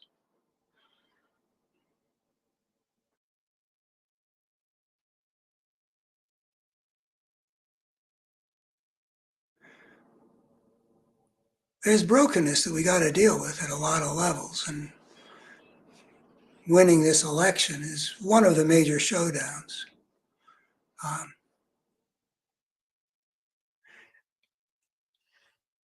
And the way we win is to maximize our impact in moving the mental furniture of those Americans who need mental furniture moved, so that instead of perceiving things as they now do, where they are willing to tell the pollsters, yeah, I think I'll vote for Trump. Well, I don't think, a lot of them I don't think would if they got to see something. And I think that if we show that there is we don't have to say anything about a consistent force. You just show, gee, they're broken on this, they're broken on this, they're making things worse on this, they're making things worse on this, they're ugly on this, they're ugly on that. And people will eventually get the feeling, oh, geez, this is really not something I want to support. That's my proposal anyway. But as I say, it's been sobering is sort of an upbeat way of putting it, to see limitations to people's awareness. Let me just take a step into a different piece of the whole world of this question of forces of destruction and forces of wholeness. You know, the forces of destruction are doing very, very well in the Middle East these days. And I find that also very painful. And people I know also find it very painful in a lot of different ways. And I find it very painful as somebody who wants very much for Israel to survive and to be, and for the better angels of its nature to rule. That concept is very central. It applies here in America too. We got some marvelous people in America that are fighting this fight. These people that have sprung up during the age of Trump to teach us about the sacredness of the rule of law. I think that's wonderful. And Israel, I've visited, and I believe that there's a lot that's wonderful there. But a lot that's gone wrong, and a lot that's gone wrong has got to do with Netanyahu and also with the fascistic element that's gained more power in Israel, in alliance with Netanyahu, but also independently of Netanyahu.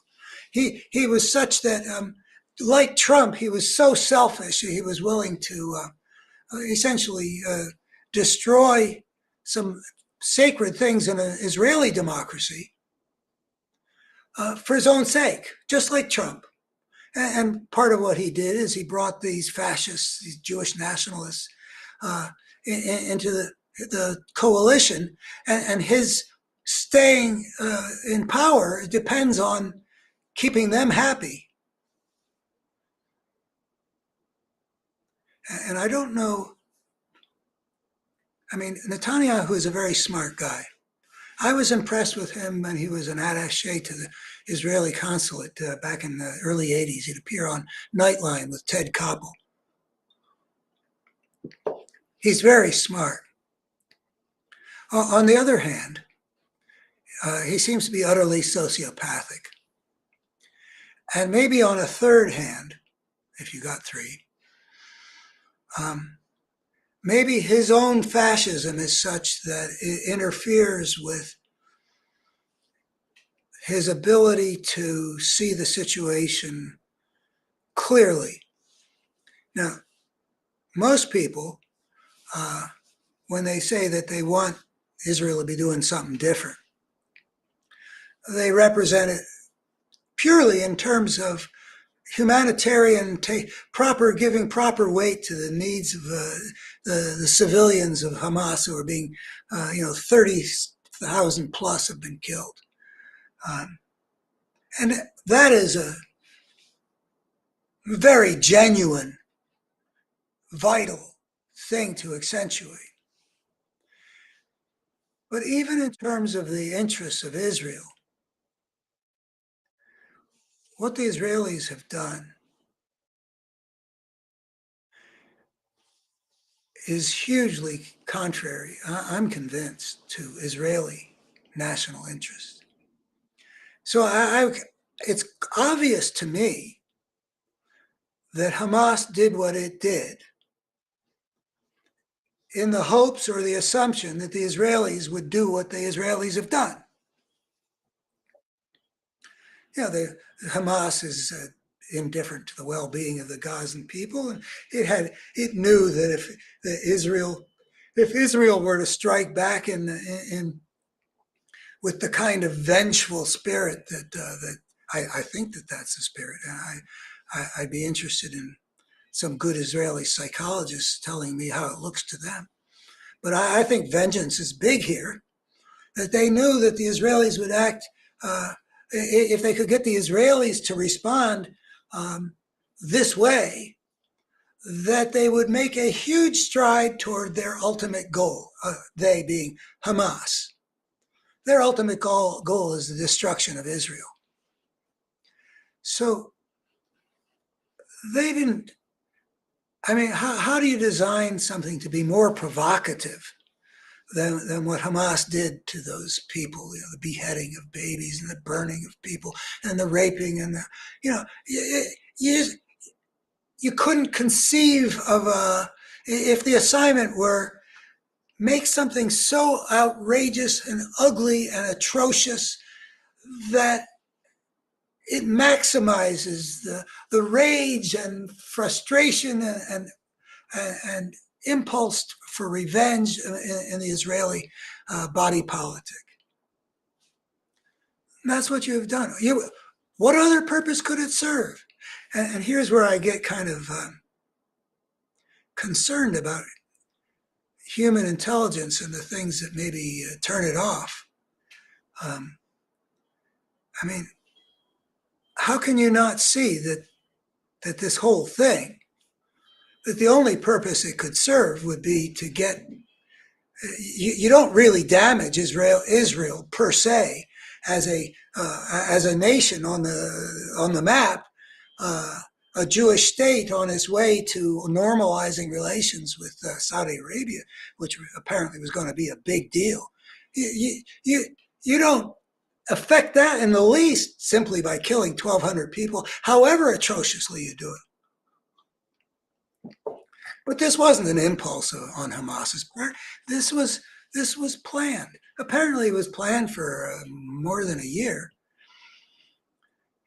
They must have thought, "Oh, goody!" When this fascistic outfit took power, and they started attacking Israeli democracy head on with this legislation that they were proposing to eliminate the judiciary. And this is fascism that was already at work before October 7th.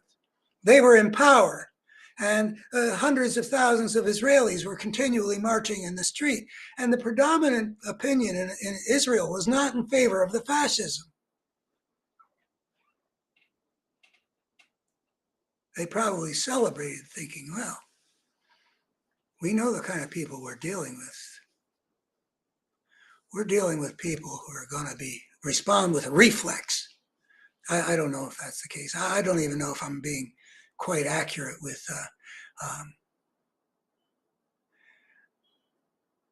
you look at Putin, and he has no tolerance for anything that opposes him. And you look at Trump, and he says, hell with turn the other cheek. I hit it back with 10 times the force if somebody strikes me. There is, I think, something, the fascist spirit is a broken spirit. A broken spirit is an injured spirit. An injured spirit has suffered trauma, and it is not able to absorb an insult or a disagreement or a blow without getting enraged. Now, when Jesus teaches, if somebody smites thee on the right cheek and turn the other cheek, that takes real something advanced. Let's just put it. You wouldn't expect. I mean, there might be a kid that would turn the other cheek to a bully because they're afraid and they don't have the strength to strike back. You get plenty of that. But to do it in the spirit that Jesus was talking about, that takes strength. And broken people don't have that strength. I mean, Trump, they say he's a malignant narcissist. The narcissist has suffered a narcissistic injury. The way his father treated him, just to be a little psychobabblish, was as if he were not of much worth. So he can't take criticism. Anybody comes against him, he does not. He can't tolerate for an instant. I mean, when Nikki Haley was defeated, any smart candidate would start being gracious to Nikki Haley, trying to be winning, to bring the Nikki Haley supporters into his, but the brokenness is such that it gets in the way. So this fascist regime in Israel probably represents a whole lot of that. One of these super fascists in the government is the spiritual heir to Meir Kahane, the New York Israeli back and forth sort of Jewish vigilante terrorist type. You gotta. It's a need to strike. There is a need to strike. So the Hamas set a trap. There are a lot of smart people in Israel. Didn't they see that that's what Hamas was doing? What else? What other interpretation is there? And why would this be something they want the Israelis to do? Well, look what's happened. The Saudi Arabia connection has stopped altogether. They didn't seal the deal. They aren't. It's not. So long as Netanyahu is in power, it's not going to happen. And the Abraham Accords, where Israel is starting to build, this is a Jewish state in the Arabic region, and we have working relationships with our neighbors, not just Egypt like we've had, Jordan like we've had, but a growing number of people to which the important Saudi Arabians would know. That's loosening. That's threatening, and the anti-Israeli feeling. Schumer ended his speech this week. I don't know if it's the very end, saying that it's terrible for Israeli. This is a paraphrase. Terrible for Israeli long-term survival as a Jewish state to make itself a pariah, and that's what they're doing. Okay. Hamas is also, by the way I'm using the word, a fascist power.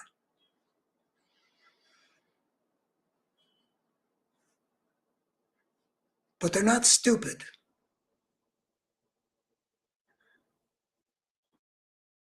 And I'm wondering, how come the Israelis are acting stupidly, playing right into the hands of Hamas? I'm not saying that it's obvious how they should have. There's no way of striking Hamas that's completely clean, like an army apart from the cities and stuff in some field, where wheat is growing or something like that.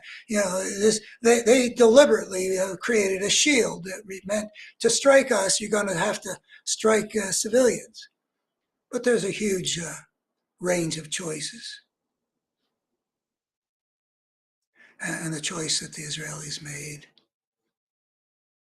has terribly damaged, I think, their long-term prospects of survival. I'm not throwing in the towel on Israel. I mean, countries can make terrible mistakes and survive. But I think that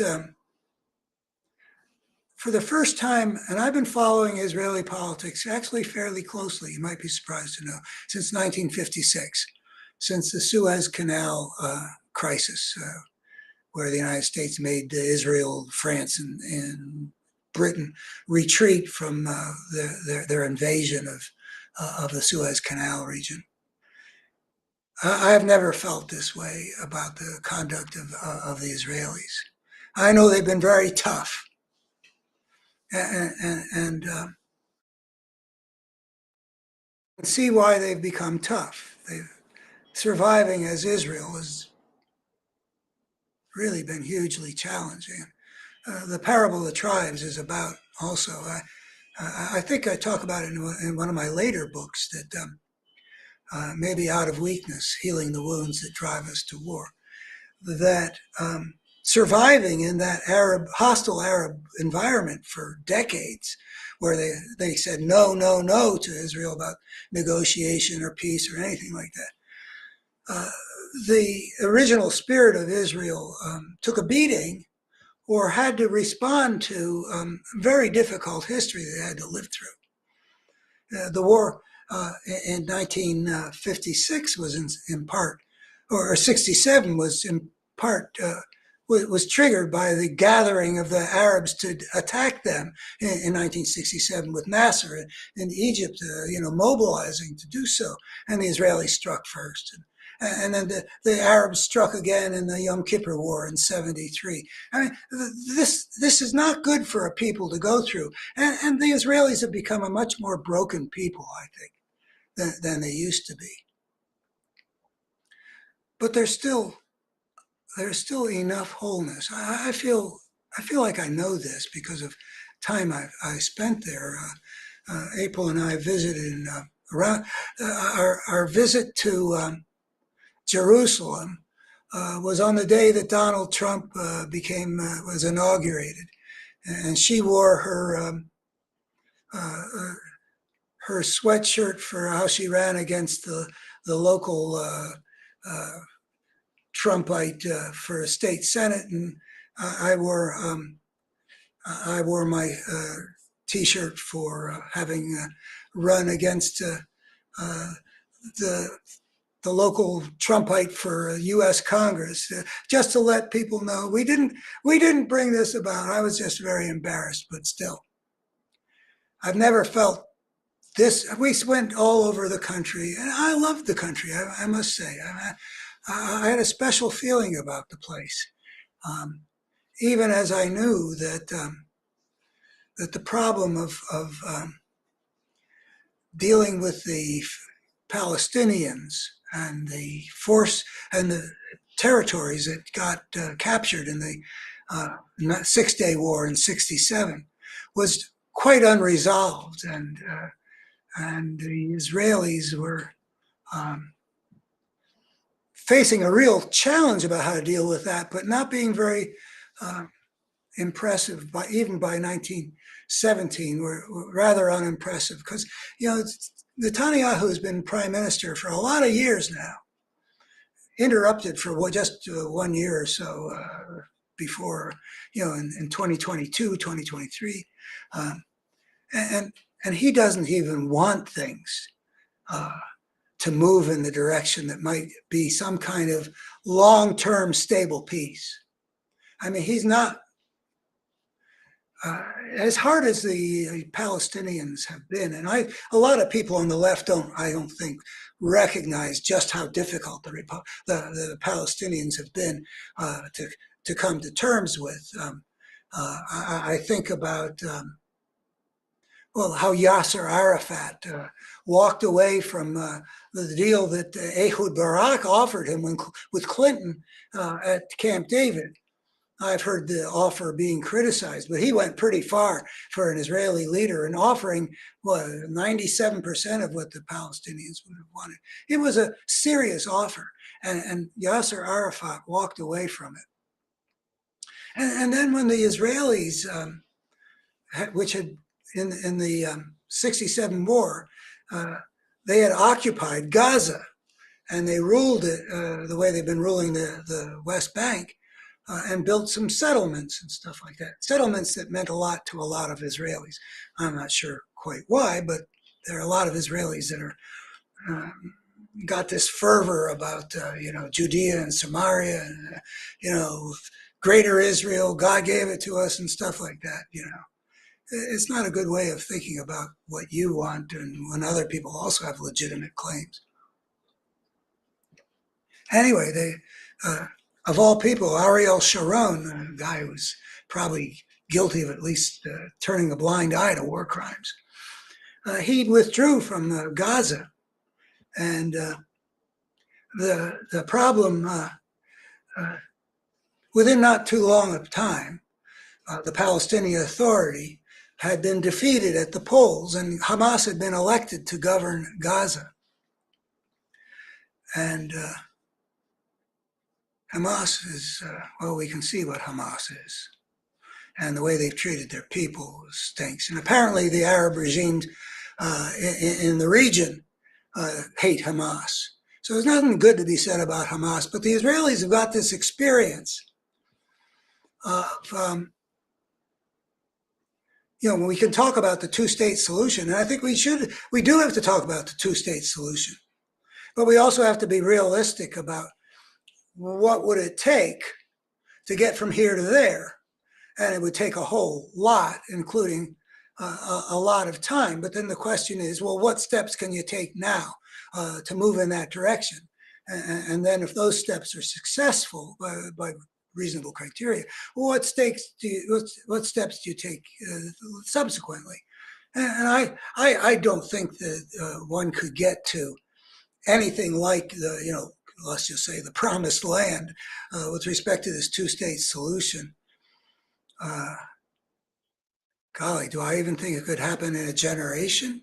No, probably not. But you could get to the point where people were had a whole lot more of their dignity and their rights respected, and a whole lot less violated and insulted.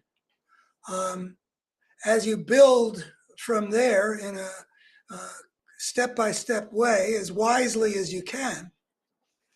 But a lot you've also got to overcome the experience of generations. The world is not going to be made whole overnight anywhere. We've been through nightmares in history, and this is just this is one of the ones that's played out in front of our eyes. I was born in '46. The United Nations established Israel and a Palestinian state in, I guess, '47 or '8, and then Israel got attacked by the Arabs, and they end up with this. It doesn't get made whole quickly, and I think that in large measure, it won't be the healing of the traumas that are held by both peoples. I mean, maybe we can do some of that, but a lot of it is that, such as the human condition, that as time goes by, generations die out and are replaced by new generations. And a lot of change actually has to happen that way, for better and for worse. I'm hoping that we're going to get, some for better here. We've seen too much for worse lately. But the Israelis have not been acting in a way that I feel proud of at all. I wrote back in the, I don't know, 7 or 8 years ago about Netanyahu's policy. Doesn't even show an intention to get to anything that would be a just and lasting peace, ever. I mean, he's not, and we now know that he was actually, his purposes seemed always to have been served better by strengthening Hamas and weakening the less destructive Palestinian governing force, the Palestinian Authority. I gather they're very corrupt. I don't know how you end up with a better interlocutor. Some people have talked about some guy that's in the Israeli prisons that's been there for a long time, who might be their Nelson Mandela. I don't know if that can be achieved. I don't know how anything can be achieved. But Netanyahu has thrived on conflict. That's one of the signs of the fascistic spirit. He welcomes fascists into his coalition, not just because he needs them, but because there's something in him that resonates with them. When the settlers in Israel are harassing the Palestinian villagers on the West Bank, somebody with the better, more whole way of organizing their moral universe, their sense of preference, will want to enter in to that situation and do what's required. So the legitimate rights of even the people on the other side of some of our difficulties are respected. And that would involve giving legal consequences to the people who conduct pogroms against these villagers, and using the military force to protect villages that need protection. That's not what this government has done. I actually think that if we got rid of this government and replaced it with sort of the government in waiting, I guess, what's his name, Lapid? The guy, or Gantz. Yeah, Lapid is not the prime minister in waiting. But Gantz is the guy who's in the war cabinet, but doesn't have an actual ministry under his control. He came to the United States and was respected. His party would get a lot more votes than Netanyahu's party if an election was held now. And I believe that if he were to replace Netanyahu, there would be a change of directions. I don't know how dramatic the change would be, but a change of direction in itself. A lot of damage has already been done, and that breaks my heart. I mean, Israel is going to have a hard time living down what they've done. Just like I think Russia is going to have a hard time living down what they've done. But over time, people can forget, and to some extent forgive, and they can recognize when something has changed. France and Germany had a history between them. The Franco-Prussian War, I think 1871, Bismarck defeated France. World War I starts 1914 and 1918. Fought mostly on French territory, with the Germans invaded successfully. World War II, France is occupied by the Nazis by the stages, as the Maginot Line proves to be an imaginary line. And they went around it. And the French gave up somewhat without a fight. I read a biography, a little statement online about Leslie Caron, the actress. I saw her in Gigi. It's a very charming movie. Anyway, she talks about how ashamed the French are of their conduct in World War II, that they rolled over. Well, those are difficult times when lives are on the line. And they aren't the only people who rolled over. The Swedes maintained their neutrality too. These are the times that try men's souls. But between the French and the German, after all that experience, 3 different wars in the course of what is in 1871 to France gets liberated in 1944-5. You do the math, please. 70 years or so. Anyway, it's a long time, generational. And when I visited France in 1965, and in my very inadequate French, sometimes usefully supplemented by the English of French people I spoke with, it was clear that the wounds of and the hatreds of all that experience were intense and hadn't died yet. But there was a group of people who worked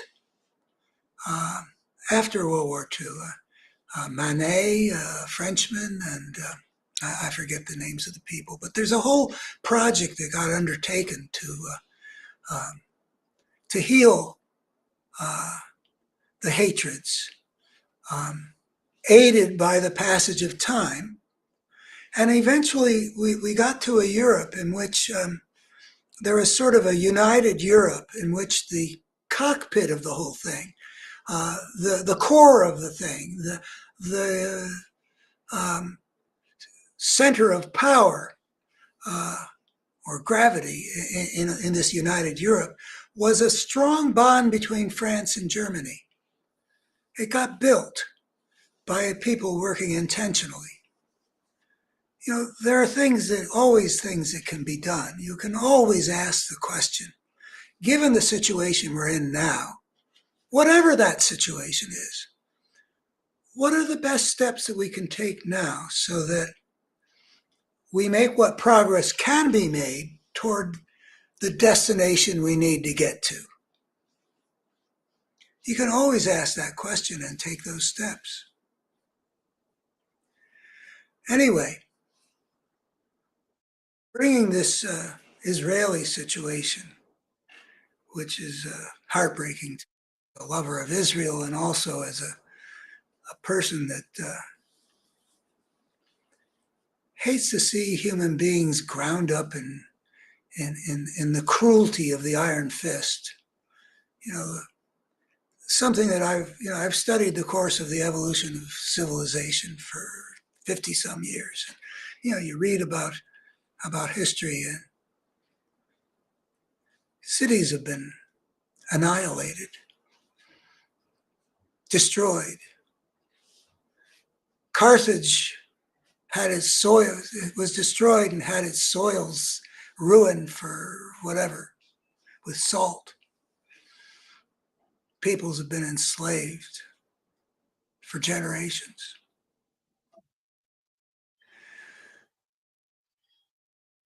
We, we need to look at where we got to get to. The Israeli Gaza situation has inevitably become part of the American political picture. And I would say two things. The speech that Chuck Schumer gave on the Senate floor last week was a good thing. I believe, and I believe that the biggest mistake that Biden has made in terms of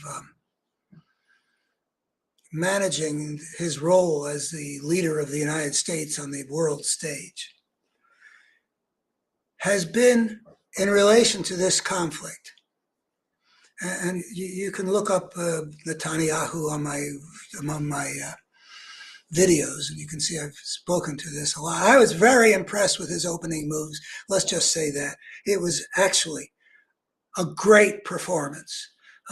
It combined elements in a brilliant way of making him first in the hearts of the Israelis and beginning to give advice. But it turns out that the Israeli who once said something like, the Americans give us their money, they give us their arms, and they give us their advice. And we take the money and we take the weapons and we ignore the advice. That became evident, I believe, around December something or other. It became evident that Biden was giving Netanyahu a blank check. And he was being betrayed by Netanyahu. Netanyahu has no interest in helping Biden. On the contrary, probably. We have reason to believe that. But he especially has no reason to want to ameliorate the problems of this war. He has every reason politically to want the war to continue. Everybody who's with any sense has to know that. If there were an election, even if there was simply this crisis was resolved, the polls show that he's toast. Nicholas Kristof wrote an op-ed in the Washington Post, I think over the weekend, basically saying that something like Biden's got the means to save Gaza. He just has to use those means. And basically, he does a very good job of fleshing out the argument that I made.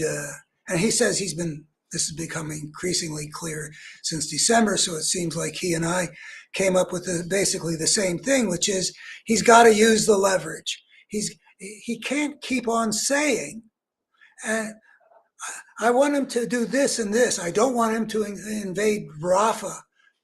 Is that the name of the town? Yeah, the third Gazan town that more thousands of people look like they're going to get killed because Netanyahu's saying that contrary to it being a red line, as Biden said, well, what's the meaning of a red line if you ain't going to back it up?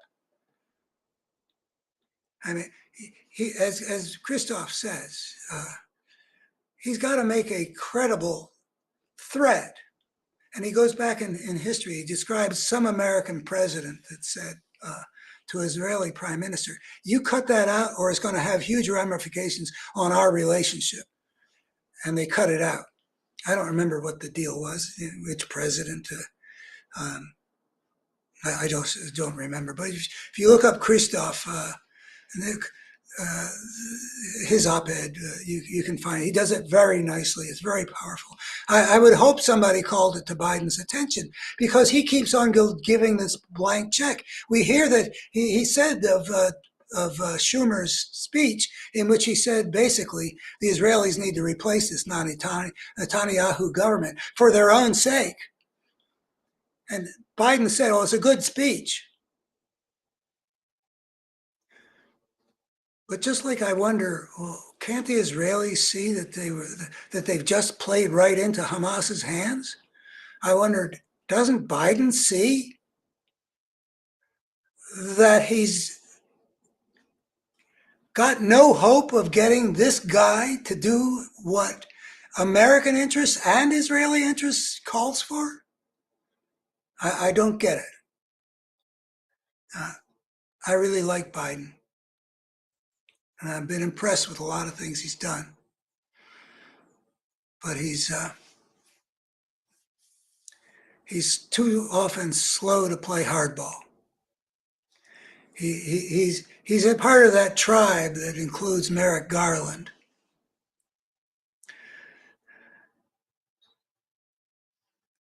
And part of that tribe that included Barack Obama. That lacking the passionate intensity to match what the people, the evil with the passionate intensity are bringing onto the battlefield with their own passionate intensity and fighting. Not necessarily. I remember, I started calling for this in either two. I don't remember exactly what I wrote in 2004, but by 2005, I created a website that you can find on as a portal on my other website, betterhumanstory.org. That what we need is to match the intensity of the force that's really just driving to get more power without the usual amount of regard for the greater good, the common good, the norms, the laws, the Constitution. I mean, the W administration was the people who gave us torture ordered from the highest levels, backed up by a torture memo, which is a way of saying, basically, we think the fascist way of having unaccountable power at the top is what we need.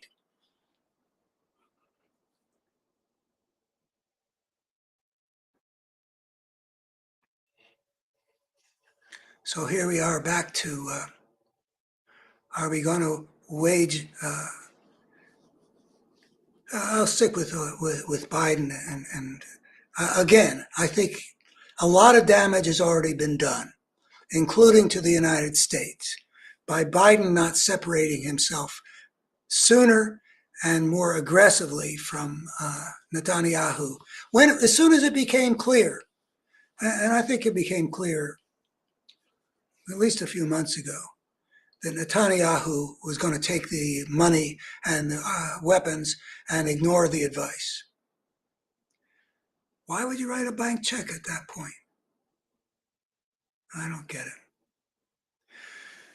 So one of the things that we have seen in terms of the battle that we're engaged in here in America to save American democracy is that Biden has hurt himself by tying himself in this not readily enough irrevocable way to Netanyahu and his fascist government that's been killing all these people with not nearly enough achieved to justify it. We know that that there's a wing of the Democratic base that voted like uncommitted in the Michigan primary, Michigan being a state with a lot of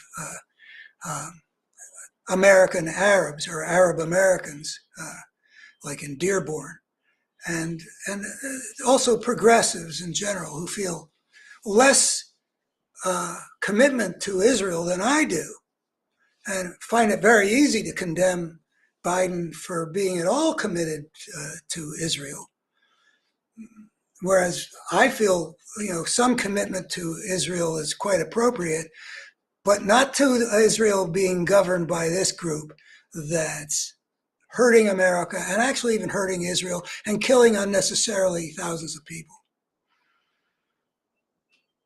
And at least, even if you got to kill a whole lot of people, which I'm less than convinced, doing a lot of other things which signal, no, you're not indifferent to the well-being of the Palestinian people, and they're getting the respect for their rights that they deserve.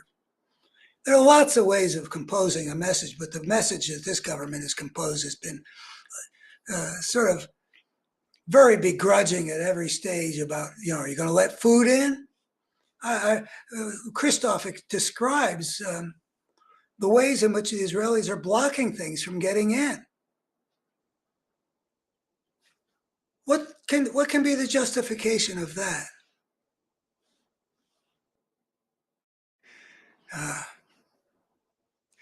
So Biden's been hurt already.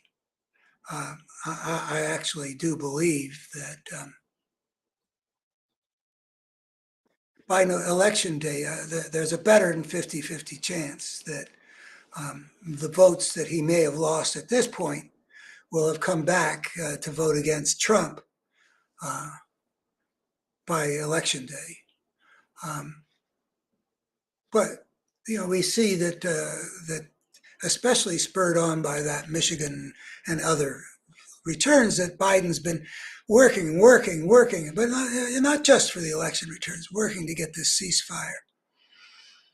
But why would Hamas agree to a ceasefire when they can just use the war to continue to have the Israelis discredit themselves and discredit their ally, the United States?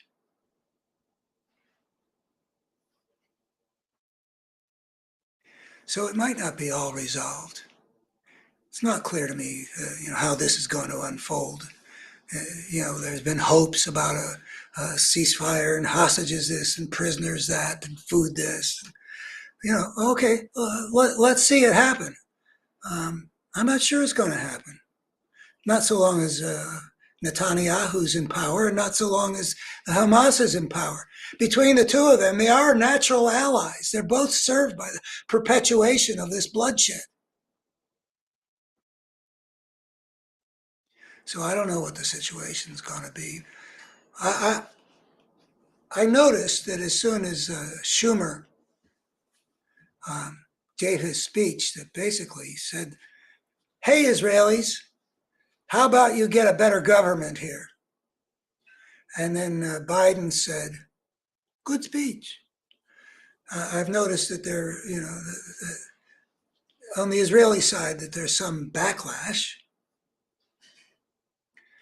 I don't cotton much to the backlash. I mean, first of all, most Israelis feel that way too. But they say, well, you shouldn't mess with another country's politics. Well, Netanyahu messed plenty with our politics when Obama was president. But mostly, okay, we're talking about a great power saying that the littler power should change,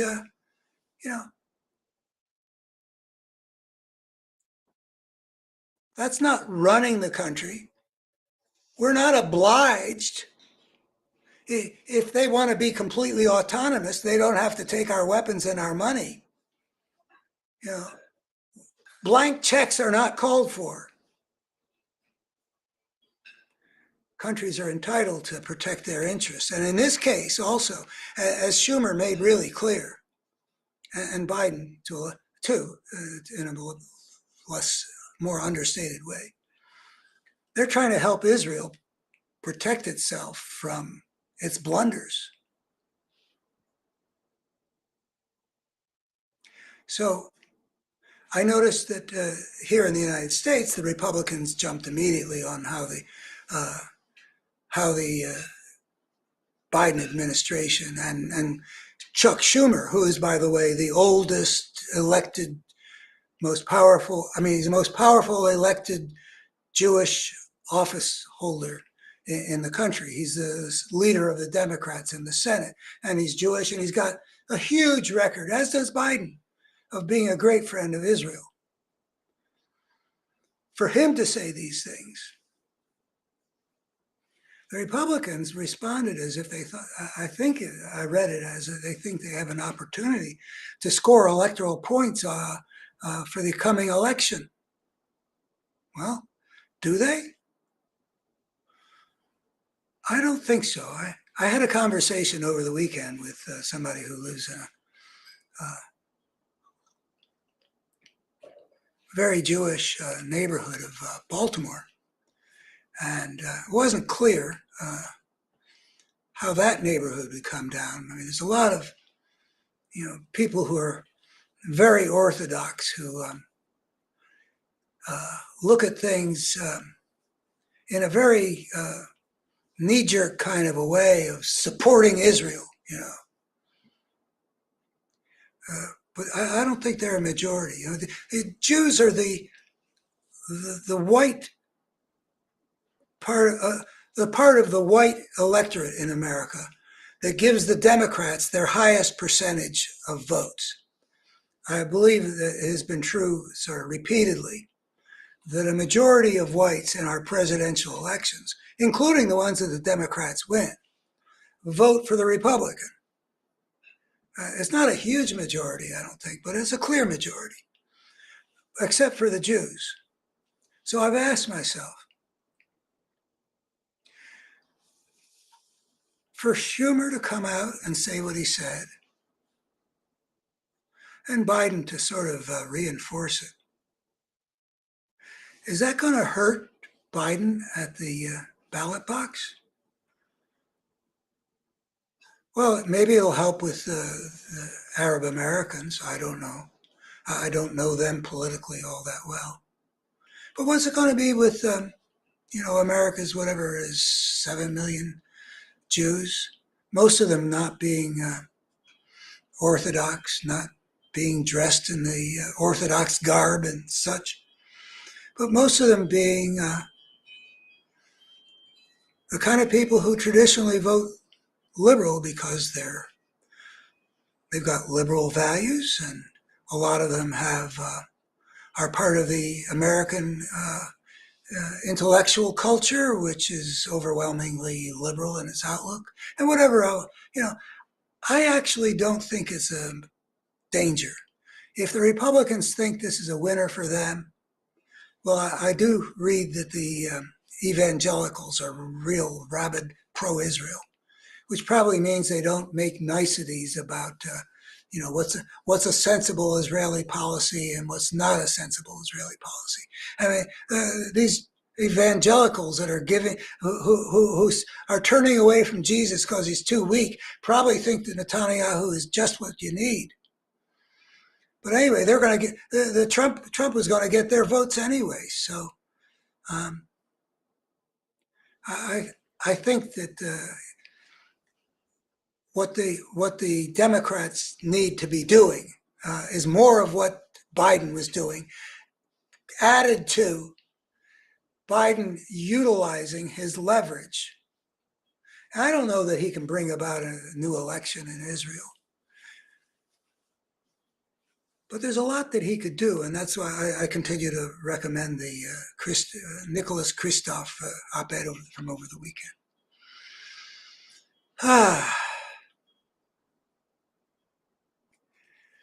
Well, let me just conclude with something. It looks like I've been going for nearly 3 hours. I'm surprised, but I haven't talked a whole lot about the big picture. The politics of this moment are just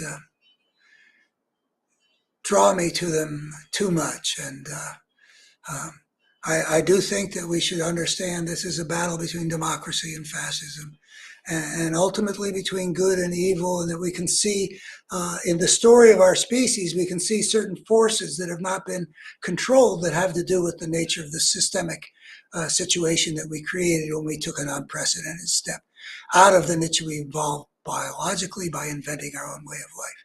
Okay. But the secular worldview fails to adequately understand the nature and the role of a force that you might call a force of evil that plays in the human drama, that it can be seen in a variety of ways, and I'm not going to present them here again. But there's also a force of good. There are certain criteria of what do you mean by good, and it basically has to do with that the good outcome is one in which the creatures whose experience is divided between things, the better and the worse, have more of the better and less of the worse. That's good. And I'll talk sometime about whether life itself is a criterion of good, but in any event, fulfillment of sentient beings is the only meaningful sense of good. But anyway, I get there also from an evolutionary perspective. And that's where I want to just go in for a moment on a topic I wrote down. I say, if curiosity were bad for cats, cats wouldn't be curious. And what that means is, in this context, that evolution is continually selecting among various options. Some things don't get their DNA into the future, and some things do. And the creatures that do, some of it's by chance, some things get hit by lightning and other things don't. But they also, there's a genetic variety that comes forth in each generation, whether one acorn differs from another, or one kitten differs from another, or whatever. There's a variety. And some of those varieties are more conducive. Those that had that particular variety were more successful than those that did not in getting their DNA into the future. So it's a non-random process. Part of it's random, like did you get hit by lightning? Too bad. Part of it is not random. Do you have the experiential tendencies built into you that get you to do the things that help you to get your DNA into the future? It's not random. And it's not random in a way that you can say that what's selected for is, as we say, ipso facto, life-serving. It's life-serving because it helped the ancestors get that way of being into the future.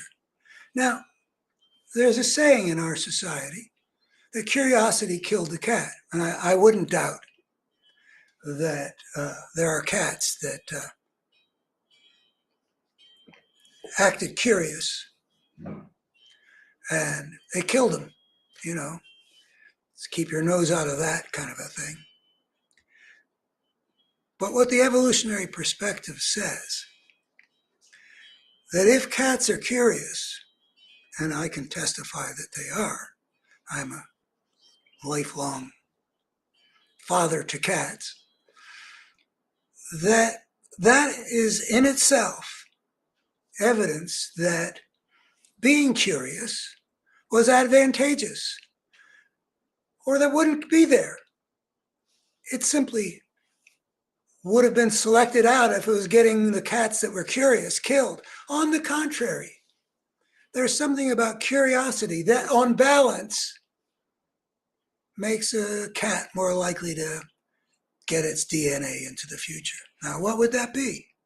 Well, by the way, I wrote about this kind of thing on my website. If you find the portal that says our life-serving evolution has given us life-serving experiential tendencies, or something like that. One of the pieces in that portal is called What's Interesting. And I posit there that what's selected for is that for those creatures that will do better in terms of survival and reproduction and reproducing, having offspring that will also survive and reproduce. It's useful to be the kind of creature that learns about its environment, that's interested in things. And you can see that in little human beings. I mean, one of the joys of being a father, I found, was having like a 2-year-old toddler that finds everything just, ooh, look at that, a wonderment. Whether it's a flower or a machine or something that the elephants in the circus, or just walking around and looking at something growing. I mean, they just find everything really interesting. It's built into us.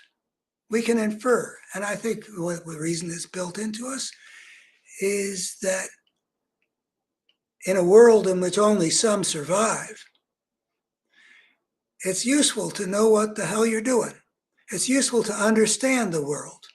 It's useful to know what the consequences of this are and what the consequences of that are, conducting little experiments like kids do.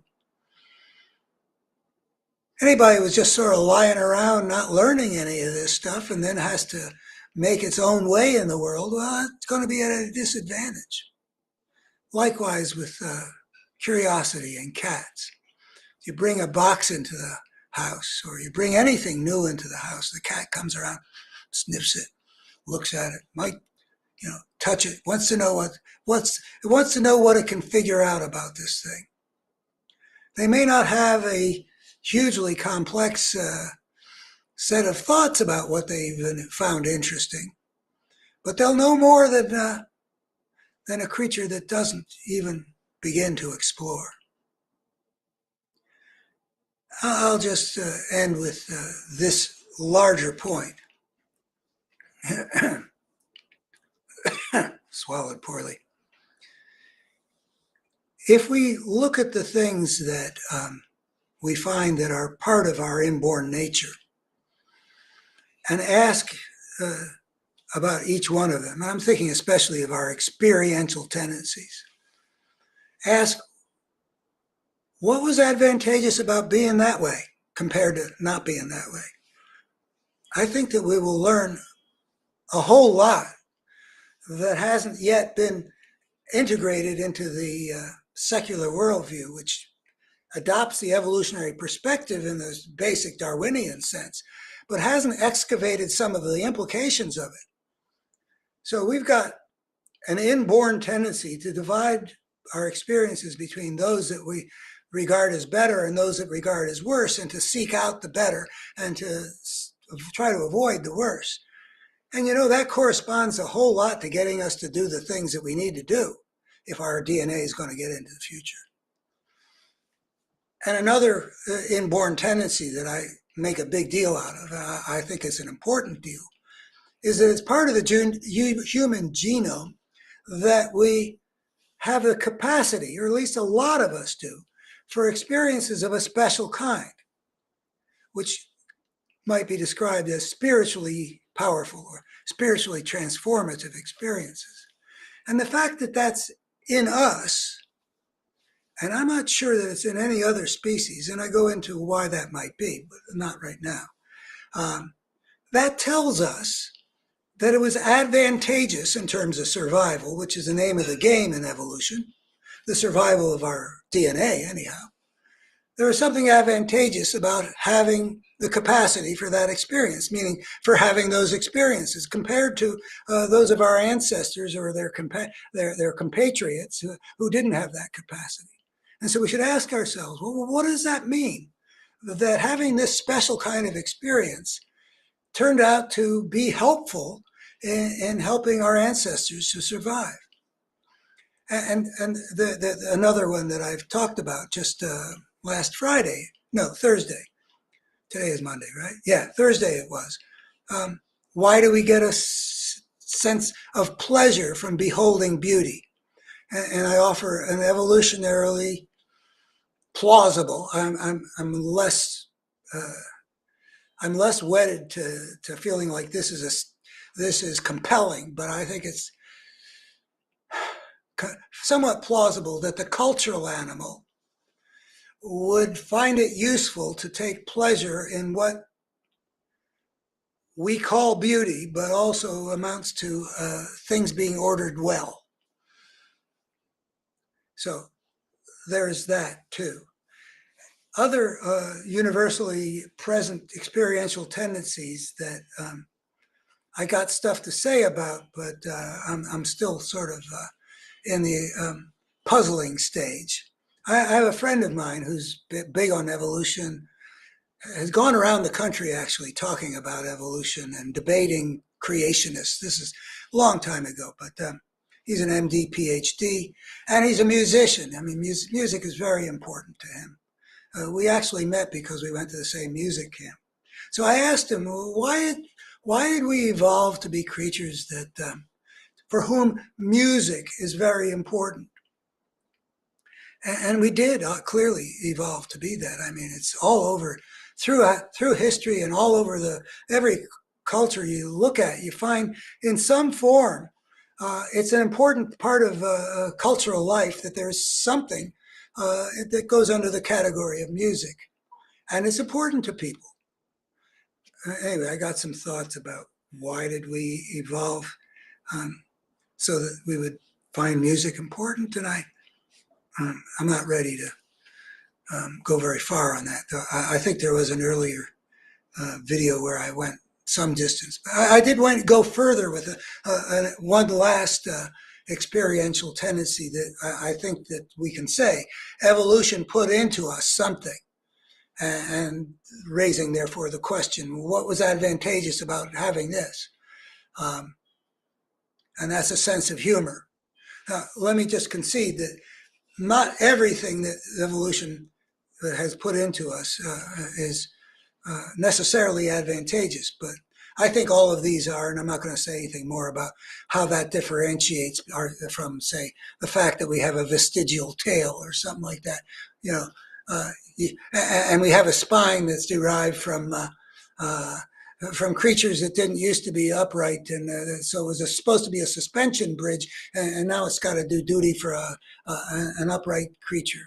I'm not going to, but these things all, I think, are immune to any of the categories of anything that you could say, well, it's there, but not for any evolutionarily adaptive reason. If you know Stephen Jay Gould and his concept of a spandrel, that's something that's there. It's not there because it serves any function. Maybe it's derivative from something that did serve a function, or I don't remember the whole thing about a spandrel, but you can look up the word spandrel and Wikipedia will do a job on it. I should probably do that again. I study up on it again. But none of these things, I think, are of that sort. And neither is a sense of humor, which maybe a continuation of something you can find also in chimpanzees. There used to be a chimpanzee on the Today Show in the 1950s, and he seemed to have a sense of humor. He was always doing stuff that was sort of playful and seemed like he was laughing. So, what role does it play in a chimpanzee society? And is that the role it plays in human society too? And I would wager that the answer is, if we can figure out what it did in the chimpanzee society, it's still doing a lot of that for a human society. But in these, however many, maybe several million, I mean, we parted from the chimpanzees 5 or 6 million years ago. And then we started becoming seriously cultural, whatever that means, less than 1 million years ago. But I'm guessing that in the last million years, the sense of humor has come to play several other kinds of maybe kindred or different, maybe new roles. I mean, my piece about human sexuality, I talk about how, as cultural animals, our sexuality came to require us to make the mating relationship into something much deeper. And so we took the mammalian mating relationship that we have in common with cows and bulls, but we added to it something which had some new wrinkles to it, like would have the role of having, because we would have more vulnerable mothers and children, because of the bigger brains and because of the culture and such, we started having to need to have the fathers play a role in protecting them in their extended vulnerable time, I propose. And what that meant was that human sexuality developed from having just the mammalian element to also having a particular human element, which has a lot to do with love. And likewise with a sense of humor. As we develop societies, and I guess this would probably, the sense of humor would have to be pretty much established before civilization. Because civilization's only been 10 or 12,000 years ago. So I'm thinking that if you sat around the fire with a bunch of hunter-gatherers from 15,000 years ago, you would have a lot of laughter. And my guess is you could find it playing some sophisticated kinds of roles in keeping the society working well, because we were very dependent on a well-functioning society, and as we became cultural, that became required more and more of us as we were inventing our own way of life and having to manage something that was more complex. So my guess is that the sense of humor started playing more complex, and we remain like the cat. We remain curious. We had to our children must have been curious 50,000 years ago or 100,000 years ago. I think you can find chimpanzee kids being curious. Why should kittens not be curious? Be curious. And our closest ancestors, being curious is a good thing. And especially for a creature that's continually making its world into something different from what we evolved in, which is where we can see that our educational system has failed. Our world is changing very fast. So the need to understand what's going on is very strong, stronger than for our ancestors and stronger than our distant ancestors, or even our not so distant ancestors, and for other mammals like cats that are curious. And the penalties of our not understanding what's going on are very great. We can't really forfeit the task of understanding what's going on. Not when our civilization is evolving the way it has, where in my lifetime, we've seen two ways emerge that we could destroy ourselves. We should understand what's going on. And that's where my Better Human story comes in. I think that I show some important pieces about what's going on. That if we were to see the world through that perspective, we would understand better what's going on and be able to deal with it better.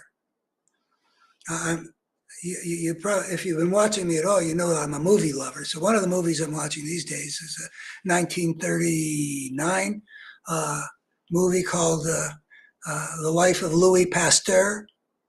And he's trying to solve the problem of rabies, which they don't understand.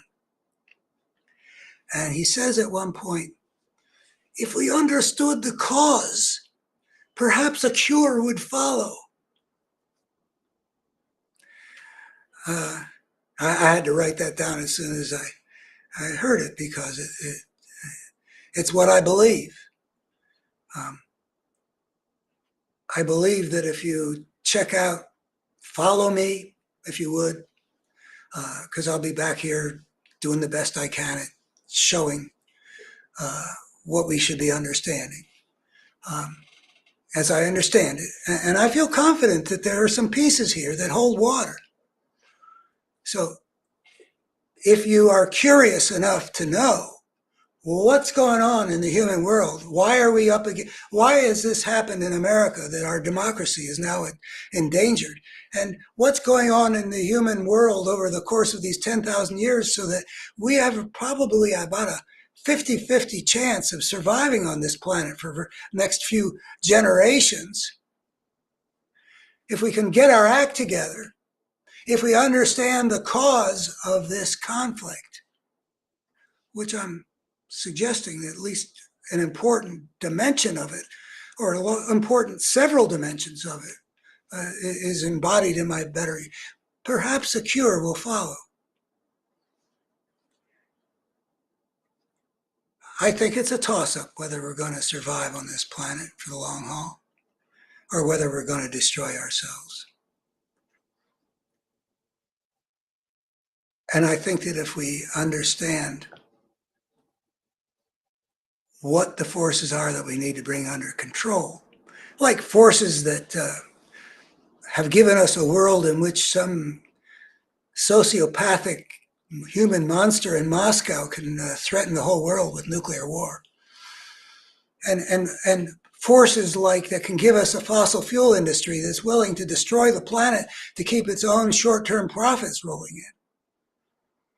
If we can understand those forces, we can start asking ourselves, all right, well, how do we order our civilization better? How do we need to order it so that we don't destroy ourselves?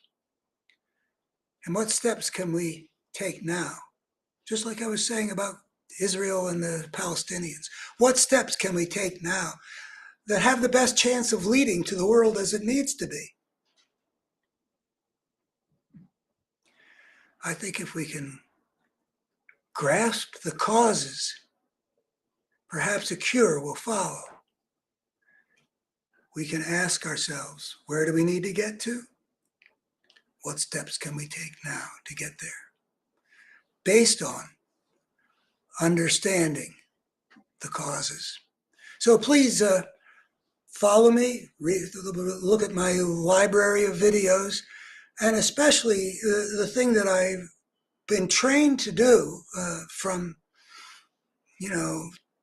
post-toddlerhood with my dad, Jacob Schmuckler, the social thinker and professional economist.